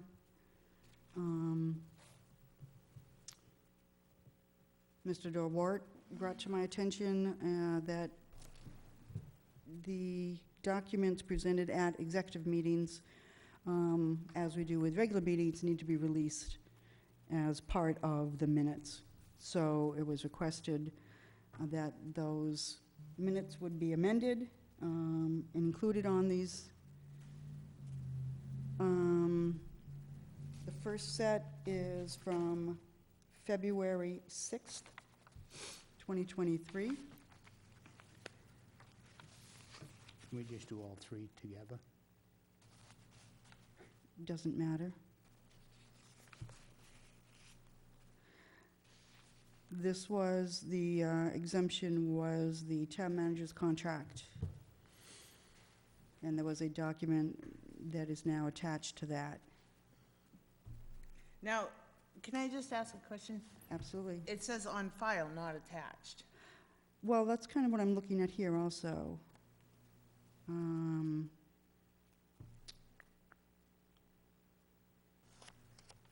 Typically, thinking about, a general meeting, well, we don't have them when we do, we don't actually have the documents with us when we approve the meeting, general open session meetings. We don't have the document, but it's attached to the file afterwards, right? Oh, on the Are they website? attached when they're uploaded? The what? Like, if you were to upload the minutes from tonight's meeting, you should have the warrant, the draft warrant attached and everything, are they? No. I'm sorry, my understanding, Madam Chair, is that you can either have them attached or on file, so if someone requests them, they're public record, so we can certainly release them, but we don't need to necessarily attach them. Okay. And let's go back to, I think I had this discussion with Linda a long time ago, that it's easier to upload the documents when we put the agenda up, because that way people, not only can, people access it and go along at home, but then we say, well, look, those things have already been attached. Right, but they may only, they're not the draft at that point. They may be changed, they may be disregarded, they may be edited. But the people who are following along, So- those people that watch, like it's a regular Monday night show. Yeah, I know. No, I understand that. Just, I mean, we could just make sure we Mr. put a Ward. draft watermark on everything. All the minutes that are on, I just went to the town website. You can't bring up any of those documents. You get a list that these are, but you can't. Yeah, no, but you used to when you pulled up the agendas, is what I've been, I don't remember Right now, that. you can't do it. yeah. I think right. Mrs. Daigle said that during that time, it was COVID, when there was Zoom meetings, so I think they uploaded all the documents then. Did we only do it during I think COVID and she then said it was stop? only during COVID. Oh, well, see, I thought that was a great idea to keep Yeah. doing it. I didn't know That's they something stopped. something for consideration. So we have the minutes of No. February 6th,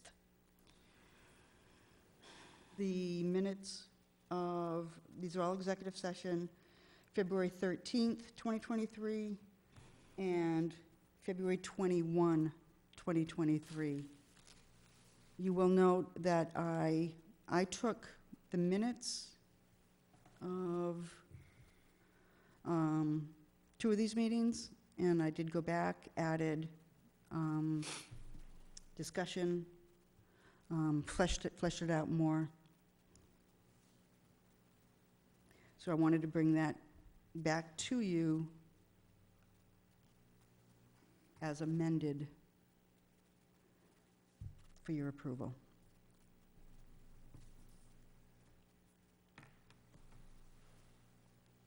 Are we doing them all at once? Madam Chair, Mr. Ward? I move to approve executive session minutes, Board of Selectmen executive session minutes and release for February 6th, 2023, February 13th, 2023, and February 21st, 2023, as amended to include document lists. Second. Just to clarify, they're amended in two ways. Well, two of them were amended in two ways. There's document. One, there could be two different changes. One is in the text of the minutes, the other is in an attachment. So if you say amended to include the document list, To include the document list, that's right, does that address that's what I said. the changes to the minutes themselves? Mm-hmm. You fine with that? Okay. I know some kind of splitting hairs, but I just want to be sure. Okay. So we have a motion to approve and release, as amended, the 2/6/23, 2/13/23, and 2/21/23 executive session minutes. Second. Did we say that? I think you did. Made and seconded. Any further discussion? Seeing and hearing none, all in favor say aye. Aye. Aye. Chair votes aye. Madam Chair? Approval and release. Mr. Ward, One final thing. I know our next meeting is April 24th, but we still haven't scheduled a meeting to vote on warrant articles, which probably should be April 27th. yeah, so they can, yep. And it's not on the calendar, and somebody's going to grab the... Mr. Solzback? I just want to check really quick, because I have the schedule. I believe you are meeting on Wednesday, the 26th, for that purpose. We are? Okay. Surprise. Yeah, I have the calendar, but I'd like to just confirm real quick. Wednesdays are That's really when the bad. public hearing is, so we're doing this late. Wednesdays are really bad. Right, so you have Monday, April 24th, the Board of Selectmen to vote to finalize warrant and articles submitted. And then the Finance Committee had a meeting on Tuesday, April 25th, but requested to do it in joint with the Board of Selectmen at your meeting on Wednesday, April 26th, where the Board of Selectmen will vote to recommend warrant articles. Have we had So that when on is- the books? We've had that on the books, huh? Yeah. Since when? so when is, Since I missed it. yeah, since I remember the schedule. So when is the Finance Committee going to make their recommendations? The Finance Committee can join you all on Monday, April 24th, if they would like, when we finalize, the Board of Selectmen can finalize the warrant articles, and the Finance Committee can vote their recommendations in advance at that time, if they'd prefer, or they could do it On the 26th? in tandem with the Board of Selectmen on Wednesday, which honestly is, I don't want to say typical, but it's done that way in other communities. They don't have to be done It also sounds separate. confusing. Sounds contentious. Yeah, because I know the Finance Committee will be voting to recommend or not recommend the articles after the public hearing. Right. Which And that's is, when we should be doing it, too. and when is their public hearing? I The apologize. public hearing is on the 26th.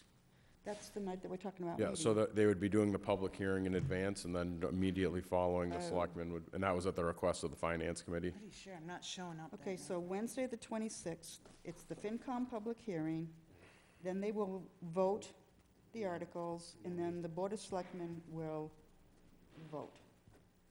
Okay. All right. Thank you very much, everyone. Long meeting. Motion to adjourn. Covered a lot. Second. All in favor, say aye. Aye. We're adjourned at 8:59.